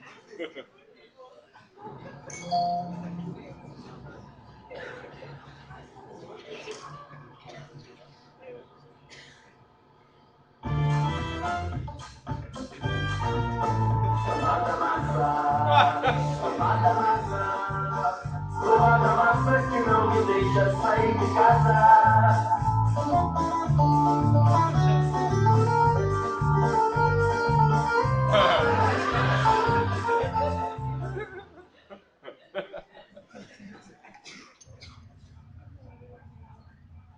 Opa, Joaquim Pô. Joaquim Pô. Joaquim Pô. Joaquim Pô. Joaquim Pô. Joaquim Pô. Dia dos Pais. Opa, volta aqui. Bom, então isso aí é demais, tá? Foram feitos, estão sendo feitos mais aí, uns 20 filminhos no total, assim. Sempre com essa pegada. Ering é uma marca muito básica, né? E muito transversal, digamos assim. Vai do pai ao filho, ao avô, rico, pobre, enfim, é uma marca básica que entrega qualidade e a partir disso que a gente trabalhou na campanha. Isso daqui é um case da agência de 2 anos atrás, quando o Snapchat estava realmente bombando, e foi feita uma Black Friday no Snapchat. Foi a primeira vez que isso tinha sido feito. Então, dá uma olhadinha.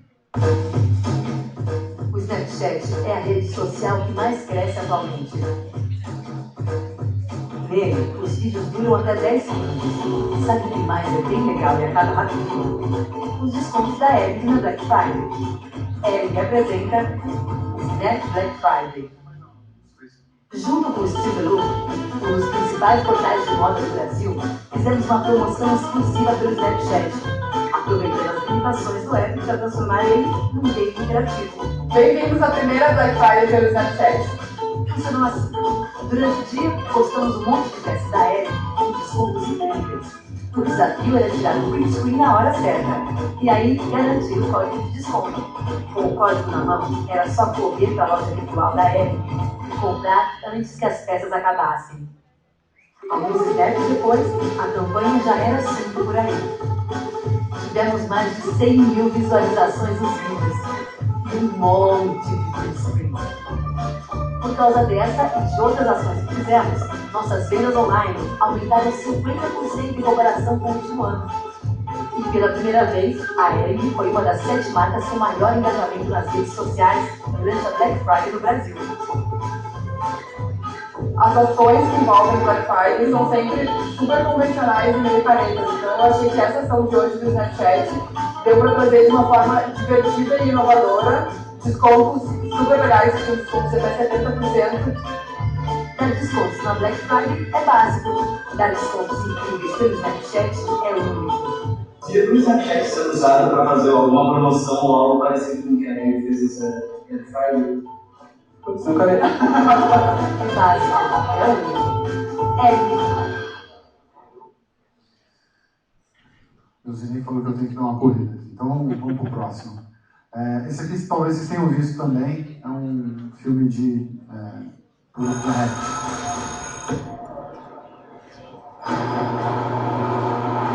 Veja agora é Veja Gold. Nova fórmula com 2 vezes mais poder de limpeza. Just a ten-time girl on a Saturday night, looking for a final life. In the ringtone world, no one sees her at all. They don't say she's crazy. It can cut you like a knife if the gift becomes a fire. Oh, why a between real and what we be? She's a man on the road. And she dancing like she never danced before. Resultados imbatíveis na remoção das sujeiras difíceis. Novo Veja Gold, o melhor Veja de todos os tempos. Além de usar a música lá do Flashdance, tal, a ideia, como até o José comentou aqui, realmente sair um pouco do estereótipo da dona de casa, da mulher usando e tudo mais. E o filme foi muito bem recebido. E aí, só para terminar, isso aqui é um case recente da agência, até foi inscrito no Festival de Cannes esse ano, ganhou um leão, e foi uma iniciativa da agência, não tem cliente, é um aplicativo que foi desenvolvido pela agência, ficaram 8 meses desenvolvendo esse aplicativo, onde você era capaz de gravar o tom de voz das pessoas numa sala de reunião, por exemplo, e o aplicativo tem a capacidade de identificar o que é uma voz feminina e o que é uma voz masculina. E a partir daí, ver quantas vezes um homem interrompe uma mulher. Porque era uma das coisas que estava sendo discutida, é que tem a questão hoje dessa igualdade de gêneros e tudo mais, e a gente às vezes lembra só dos exemplos extremos, né? Então, por exemplo, como eu estava falando, espaço no mercado de trabalho, ou agressões, coisas do tipo. Mas tem pequenas coisas que também fazem parte do nosso dia a dia e que muitas vezes a gente não percebe. Eu posso até dizer isso como homem, inclusive. E uma das coisas é essas pequenas interrupções que normalmente acontecem de um homem interrompendo uma mulher que não dá espaço para falar. Então a gente vai aceitando isso no dia a dia de uma maneira como se fosse natural. E o aplicativo tem a intenção de mostrar isso na prática como acontece. Então eu vou mostrar o case para vocês. Ele tem a legenda pequenininha ali, dá para acompanhar. I think it's real. I did not. Science is I do not say that. And I think I it's do not say important that. that ديبورا خلاص؟ طب اسكتي حتى استطيع ان اتكلم. You know what? I'm sorry, go ahead.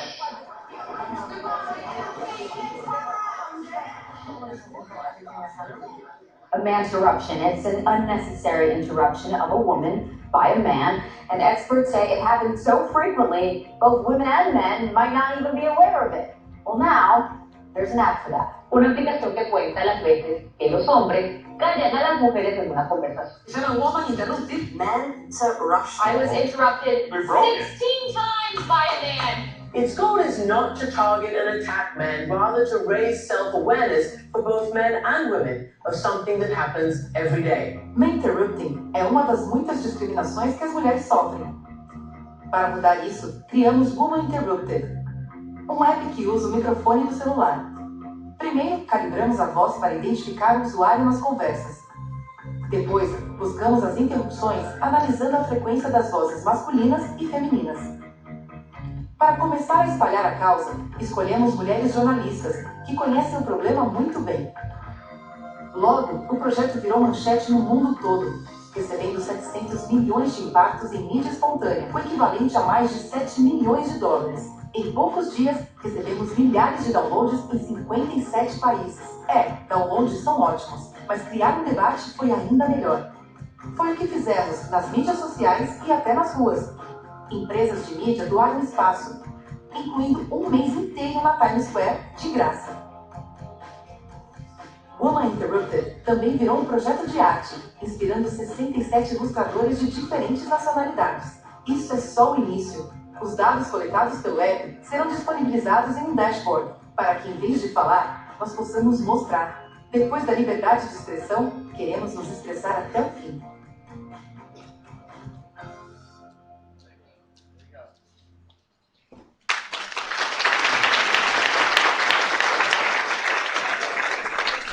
Agora é com vocês. Né? Eu já falei, estamos aqui abertos agora às perguntas. Muito obrigado.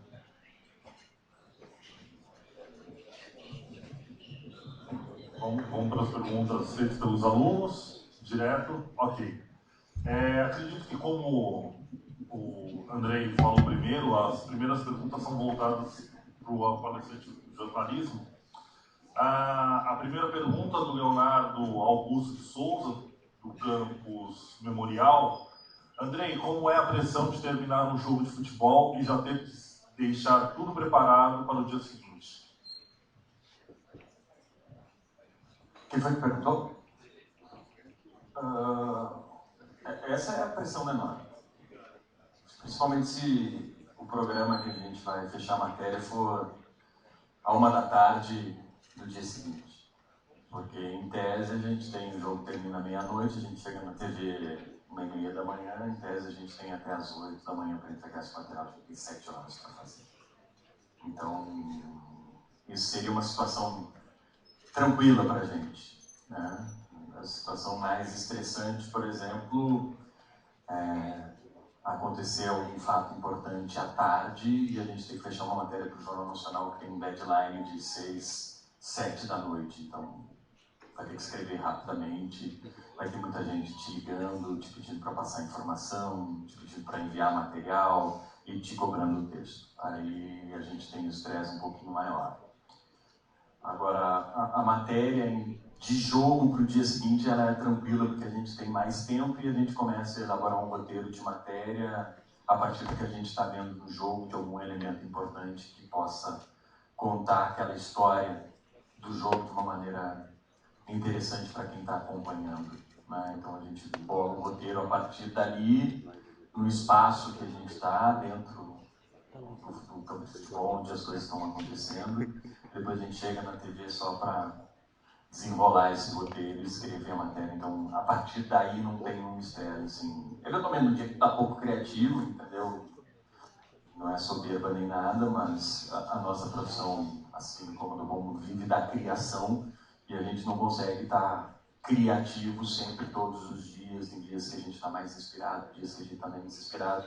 A grande diferença é que no jornalismo a gente precisa escrever todos os dias. A gente precisa produzir todos os dias. Então, nem sempre as coisas vão ser tão bacanas quanto a gente esperava. Quando a gente vê o nosso produto no ar, podia ter feito diferente, mas aí já era. Então tem dias que ele está mais cansado, menos inspirado mesmo, e daí demora mais tempo. Mas a matéria para o dia seguinte ela é mais tranquila de fazer em função disso. Dificilmente eu interajo nas perguntas, porque eu acho que esse é o momento dos alunos, mas é que a aluna Karina, da Unidade Santa Amaro, fez uma pergunta que eu acabo me bem envolvido. Rapidinho uma história e depois a pergunta da aluna. A minha irmã foi tricampeã brasileira de esgrima, foi atleta do COP durante muito tempo, e no Brasil ela nunca conseguiu nada ao ponto do governo americano dar cidadania de cidadão extraordinário para ela se refugiar lá, e hoje ela está envolvida com o Comitê Olímpico Americano para as Olimpíadas de Los Angeles em 2028. A aluna Karina perguntou: quais são os esforços do Departamento de Jornalismo Esportivo da Globo para que os brasileiros saibam que o Brasil não é apenas um país de futebol, mas também um país do vôlei, judô, ginástica olímpica, entre tantos outros esportes. Cadê a Karina? Oi. Existe dentro da Globo, obviamente, um esforço, um núcleo olímpico, gente engajada e querendo divulgar todos esses esportes. Isso é natural. A gente tem dentro da redação ex-atletas que trabalham lá, que são jornalistas, que batalham por isso. Agora, é inegável que a Globo é uma emissora comercial. E a emissora comercial vive de share de audiência, a partir daí os anunciantes vão investir o dinheiro que acham justo dentro daquele produto que tem um número X de audiência, voltado ao público X e não sei o que mais. E hoje o elemento que traz mais dinheiro para a Globo e o que as pessoas mais querem ver em TV aberta ainda é o futebol. Claro que quando a gente está perto de um ano olímpico, por exemplo, a Olimpíada do Rio 2016, se a gente for pegar o Globo Esporte naqueles meses anteriores à Olimpíada, os 6 meses anteriores à Olimpíada, o equilíbrio entre futebol e outros esportes é muito maior. Eu não sei te quantificar, mas eu imagino assistindo como telespectador e estando por lá, que fosse na faixa de 40%, 60% futebol, 40% para esportes olímpicos, e depois mais perto da Olimpíada, isso aí até aumentou de 60% esportes olímpicos, 40% para futebol. Mas o futebol ainda é o que o brasileiro mais gosta de ver. Agora, se a gente tem heróis e personagens de outros esportes muito fortes, como o caso do Guga, quando ele brilhava no tênis, o espaço do tênis era maior, porque as pessoas tinham interesse em acompanhar o Guga. Quando a gente tem o vôlei brasileiro, logo depois de uma conquista olímpica, por exemplo, o interesse das pessoas passa a ser maior e o espaço destinado ao vôlei passa a ser maior dentro da grade e do espaço que a Globo tem para o jornalismo esportivo. Isso é muito complicado de mencionar, de quantificar exatamente qual é o espaço que tem em cada esporte, mas ele normalmente reflete aquilo que a audiência quer. Agora a gente tem, daí por isso que a gente busca nos outros esportes, eu estou fazendo uma matéria de taekwondo, por exemplo, que é um esporte espetacular. A gente busca histórias interessantes para se falar daquele esporte. Porque a notícia em si de um campeonato de taekwondo brasileiro, por maior que seja a façanha da pessoa, ela não traz um interesse no telespectador. Mas talvez a história que venha por trás dessa conquista traga. E a partir daí as pessoas vão criar um interesse maior naquele esporte. Mas ainda é o futebol aquilo que as pessoas mais querem ver na TV. A TV é uma emissora comercial, é a TV aberta, então ela está muito envolvida em função do que aquilo vai trazer de audiência para ela, de Ibope. Então é uma relação complicada, uma batalha diária, e a gente sempre procura, quando tem outros esportes, como o caso da esgrima, a gente procura histórias interessantes dentro daquelas conquistas para poder mostrar também e dar um espaço justo para o tamanho da façanha desses atletas que realmente têm uma dificuldade muito maior para vencer, um espaço muito menor dentro da TV.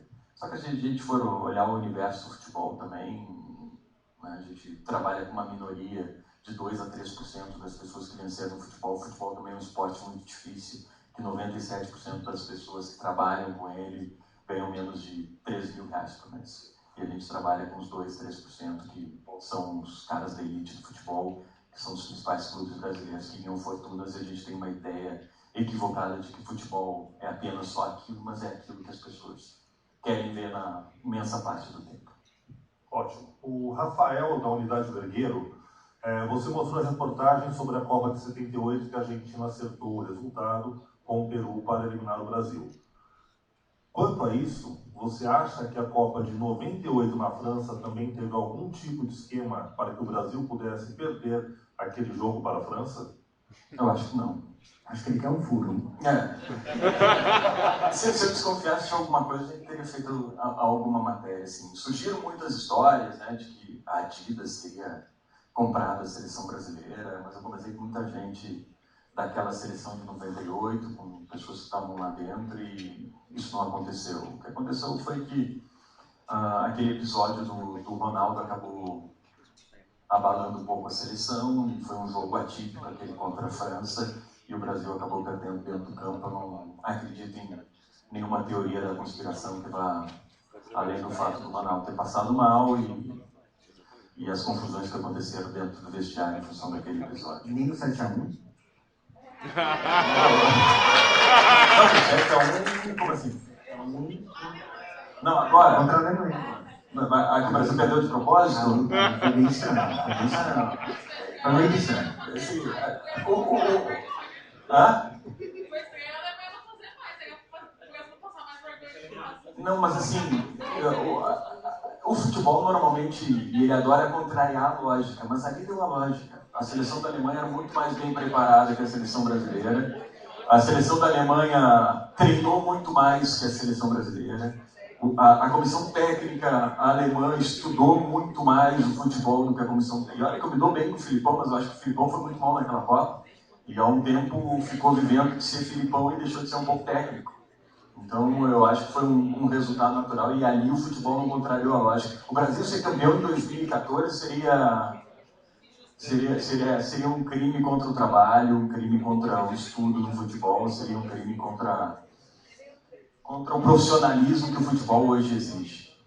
O professor Deusinei tem uma pergunta para fazer.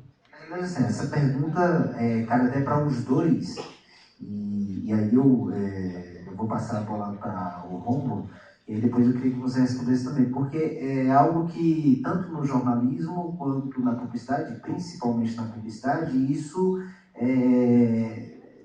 na verdade é um dos fundamentos, né, que é a criação de um bom roteiro, a criação de uma boa história. E o que eu percebi que há, né, como ponto de ligação, principalmente nas matérias, né, nas suas matérias, é exatamente isso, você tentando contar uma boa história, trazer bons personagens, e obviamente, trazer uma maior audiência para as suas matérias.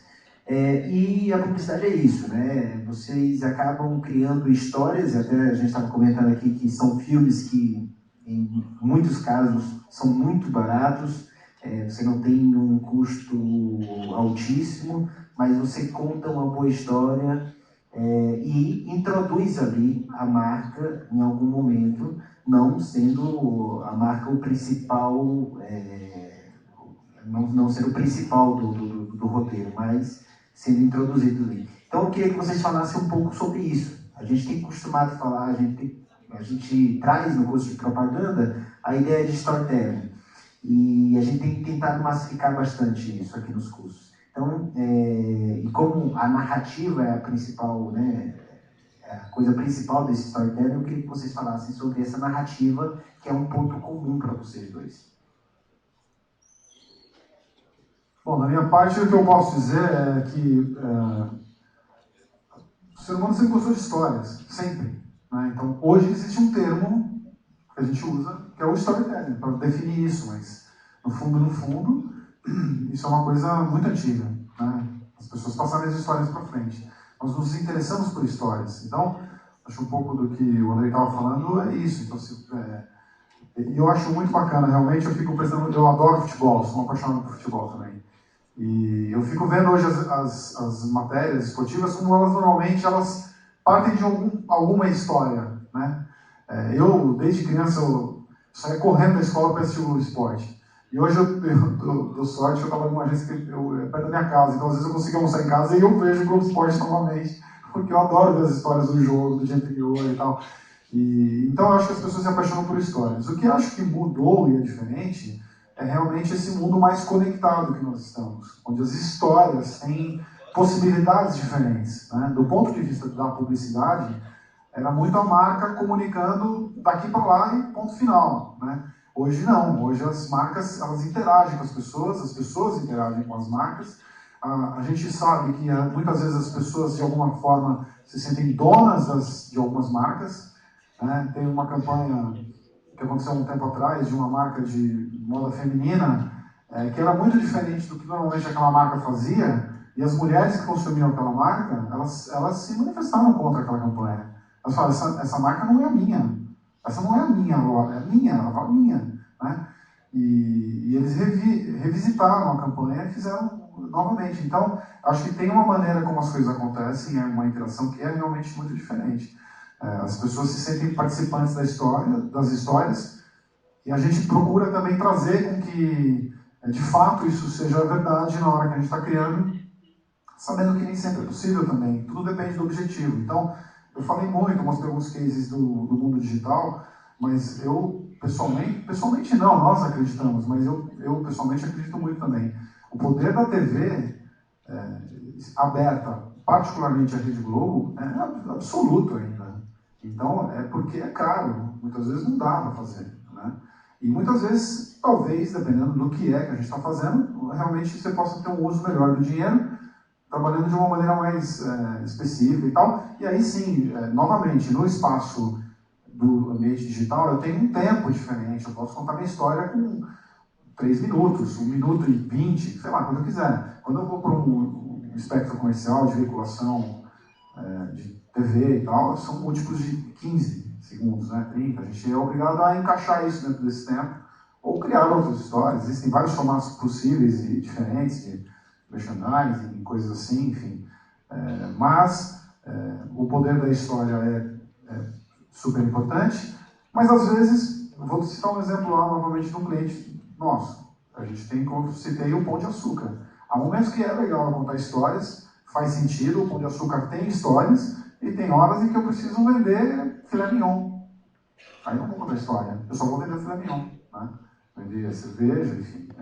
Só saber escolher o momento adequado para o tipo de informação, tipo de meio, tipo de público e situação. Só complementando o que o Rômulo disse, eu acho que a gente vive disso, a gente vive de contar histórias. E a gente tem, no jornalismo, um compromisso da informação. Então, o fundamental quando a gente vai contar a história é tentar buscar dentro daquele universo que a gente está trabalhando o encantamento que a gente tem ou alguma coisa que nos encanta e tentar transmitir para o nosso consumidor final, que é o público, aquela história da maneira mais bacana que a gente consegue. E o esporte nos dá essa possibilidade da leveza, da brincadeira, como a gente comentou antes no início da palestra, sem perder o compromisso da informação, do que é notícia ali, do que a gente tem que levar adiante como essência. Agora, a gente trabalha também com públicos diferentes, né? Fazer uma matéria para o Jornal Nacional, ela vai exigir uma linguagem. Fazer uma matéria para o Esporte Espetacular, ela exige uma linguagem diferente. Porque para o Esporte Espetacular, normalmente a gente está trabalhando com um público que gosta e às vezes até conhece esporte. Para o Jornal Nacional, não. O esporte às vezes aparece como um intruso. A gente que está vendo economia, a gente que está querendo saber de política, aparece uma notícia de esporte. Então a gente tem que ter muito cuidado nas histórias que a gente vai contar com o público que a gente vai se dirigir, com quem a gente está conversando. Então, com a prática, a gente vai entendendo isso, conversando com as pessoas. Né? Quando a gente vai trabalhar no público do Jornal Nacional, a gente vai contar uma história que tenha mais informação, que seja leve, só que não tenha termos muito técnicos, ou então procurar localizar as pessoas dentro daquele universo do esporte. Quando a gente vai para o Esporte Espetacular, a gente pode brincar mais, a gente não exige uma apresentação do esporte como exigiria num telejornal que não seja voltado para o esporte. Então, para quem a gente vai conversar é fundamental, e a partir desse momento que a gente sabe com quem a gente está conversando, tentar contar essa história de uma maneira leve, criativa, que o esporte permite isso, só que sempre com o compromisso de informar também. Ótimo, vamos lá. Só um recadinho rápido. Ingrid Sanches Nogueira. Tá por aí? Porque nós encontramos uma RA dela perdido. Depois, então, se tiver, por favor, procure o pessoal do apoio. Para o Rômulo, existe a possibilidade de se criar campanhas para ajudar em relação às ameaças de Kim Jong-un ao Japão, Coreia do Sul e Estados Unidos? Quem fez a pergunta foi a Laura Martinez, do curso de jornalismo. Pô, mas é difícil, hein? Me colocou numa situação complicada agora. Olha, gente, eu acredito demais no poder da comunicação. Demais. Eu acredito assim, e isso é uma das coisas que me alegra na profissão que eu escolhi. Eu sempre soube que eu queria trabalhar com comunicação de alguma forma. Então, acho que sim, tudo é possível.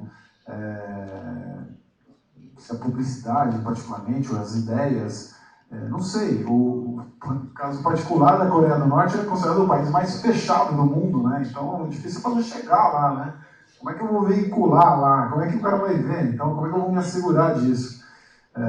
Mas, enfim, se vocês pensarem, grandes pacifistas da humanidade, Gandhi, por exemplo, era um grande comunicador, todos eles eram grandes comunicadores, acima de tudo, e antes de mais nada. Então, o poder da comunicação Winston Churchill era um comunicador fantástico, um homem que enfim, lutou em guerras de fato também, né? Então, o que ele falava fazia sentido porque ele esteve lá, dentro das 4 linhas, como a gente diria.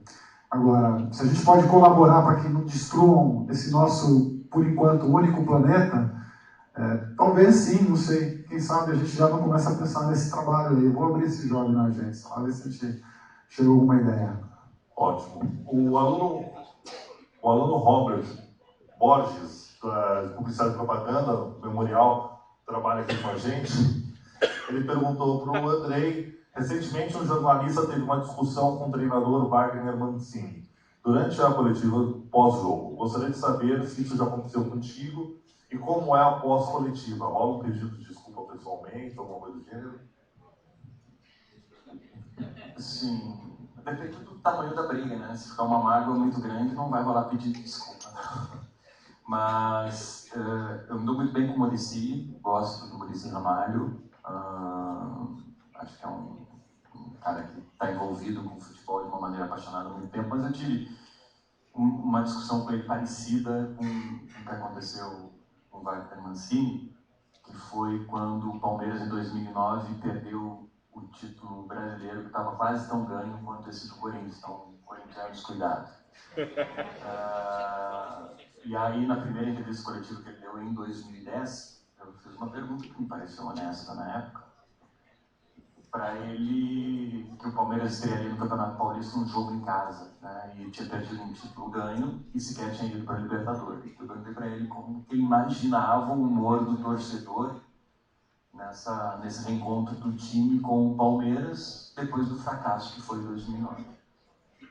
Ele não gostou e fez uma pergunta: o que você acha? Como é que você acha? Eu disse para ele: o que eu acho não interessa, né? Ou o que eu achava não me interessava, mas sim o que o técnico do Palmeiras esperava e o que o técnico do Palmeiras achava. A partir daí rolou uma discussão rápida ali de, sei lá, 20, 30 segundos, mas em cima disso, que ele queria me colocar perguntas e que o André interessa o que o André pensa não interessa absolutamente nada para a torcida do Palmeiras, mas naquele momento que o Muricy Ramalho pensava, interessava sim muito. Então, uma conversa assim, ele entendeu.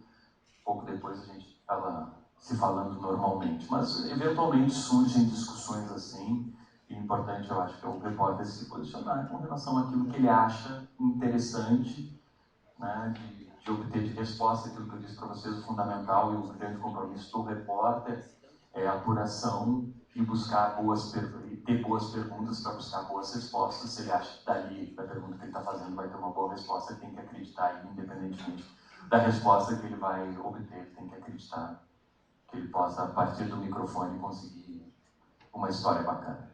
O Palmeiras é mundial ou não? Vamos lá. Apesar de nós já termos recebido mais de 30 questões, nós temos que caminhar para o final, então vou para a última pergunta. Gostaria de perguntar, o aluno Eduardo Augusto Ferreira, publicitário de propaganda da Unidade Verqueiro, gostaria de perguntar para o Rômulo se ele já ficou sem criatividade para criar uma campanha. E qual foi a propaganda mais difícil que você já fez? Bom, a resposta para a primeira pergunta. Olha, é o seguinte, eu vou falar uma coisa importante que eu vou falar agora para vocês. Você trabalhar em criação é você todo dia ter a sensação de que vão descobrir que você é uma fraude. Para sempre. Você fala, não, desta vez todo mundo vai perceber que eu não tenho talento coisa nenhuma, que eu só enganei todo mundo até agora, e eu tô ferrado, não vou conseguir, A gente vive com isso todos os dias. Então, essa sensação de não conseguir ter uma ideia é uma coisa que nos acompanha. Agora, você precisa trabalhar para que isso não aconteça, né? Infelizmente, a gente não tem a chance de não ter uma ideia. A gente não tem. A gente tem que fazer isso como trabalho, né? Então, a gente, com o passar do tempo, vai criando alguns métodos, né? Porque no final das contas, tudo é treino. Tudo é treino. Então, quanto mais você treina, melhor você fica. Então, uma das coisas que eu acho que... muitas vezes é uma qualidade inata, é natural isso. É você ser um grande observador, uma pessoa que é curiosa, que quer saber sobre qualquer assunto. Eu adoro almoçar sozinho para ficar prestando atenção na conversa na mesa do lado, entendeu? Então, sei lá, eu sou assim. Isso às vezes pode me render uma boa ideia, né? Prestar atenção, estar assistindo um filme, eu falo, é gostoso, mas é ruim ao mesmo tempo. Você como criativo, você parece que você está sempre trabalhando. Você vai viajar, você começa a prestar atenção de coisa diferente. Você vai ao cinema, eu adoro tipografia, por exemplo, uma das coisas que eu gosto. Eu presto atenção nos letreiros, eu presto atenção em tudo, entendeu? Então, que tudo é referência no final das contas. Então, nunca me aconteceu. Tem coisa que eu fiz e eu falei, dessa vez ficou mais ou menos, assim, não ficou. Mas eu não consegui fazer nada, nunca aconteceu. Nunca aconteceu e não pode acontecer, né? A segunda pergunta, qual que era mesmo? Era a mais difícil que eu já fiz? A mais difícil que você já fez. Olha, não sei, acho que o último trabalho, assim, todo trabalho é difícil, porque todas as demandas são complicadas, as expectativas e tudo mais. Eu acho que não me recordo, acho que tem algumas situações, a gente vive muito em agência, uma situação, às vezes, de participar de concorrências, né, para ganhar contas, e algumas vezes de concorrência para não perder a conta. Então, você tem a conta, o cliente pede uma concorrência e convida outras agências do mercado para ver o trabalho e te convida também. Normalmente, essa é uma situação muito estressante, porque se o cliente pediu isso é porque normalmente a relação já está um pouco estremecida, né? Ou desacreditada, ou enfim, tem alguma razão por trás disso, mas né, se tivesse tudo super lindo, isso não aconteceria. E normalmente a pressão é muito grande, porque você sabe que se você perder, pessoas perderam o emprego, talvez você perca o emprego, então é uma situação estressante. Acho que o mais difícil no final são situações como essa. Mas não de trabalhos difíceis. Eu já fiz campanha lá para tudo, assim, de laxante a carro, entendeu?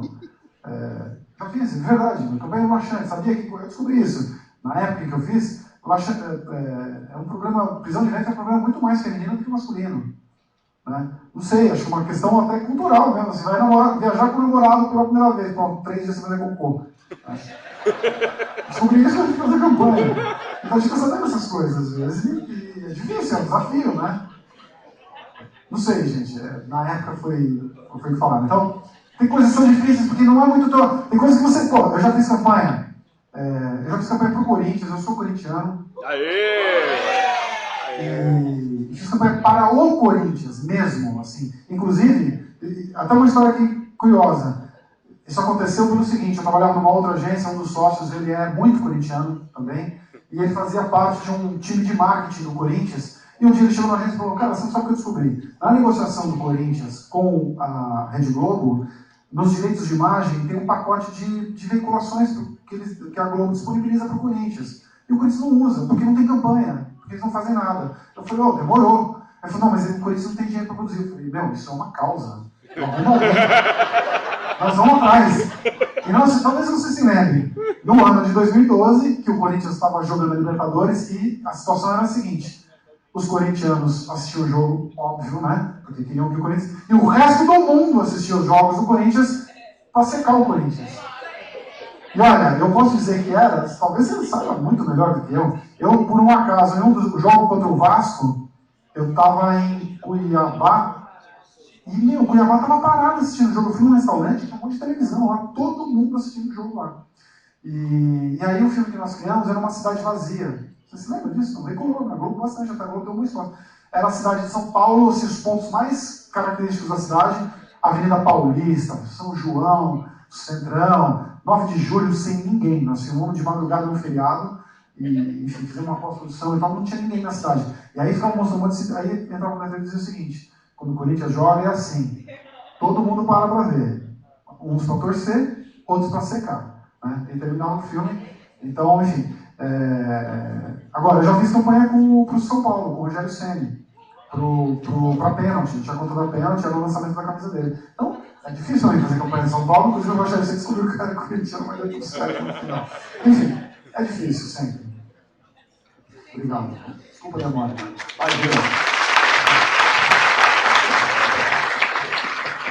A gente agradece a disponibilidade de vocês até aqui. Palmeiras não tem mundial mesmo, gente. Isso é fato, todo mundo sabe, mas enfim. Isso não é grande mentira. Convidando vocês então para a noite estarem aí com a gente, com o Rodrigo Costa da Fox, o Célio Asca da Actel Mix e o Camilo Coutinho da Play de Prata, YouTube Contributores do Brasil.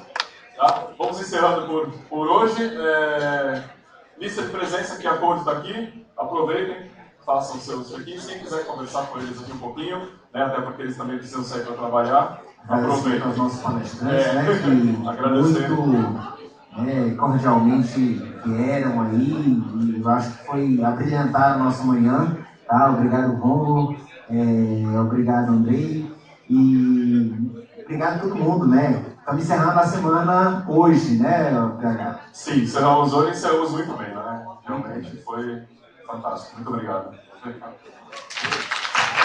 E até a próxima, gente. Valeu.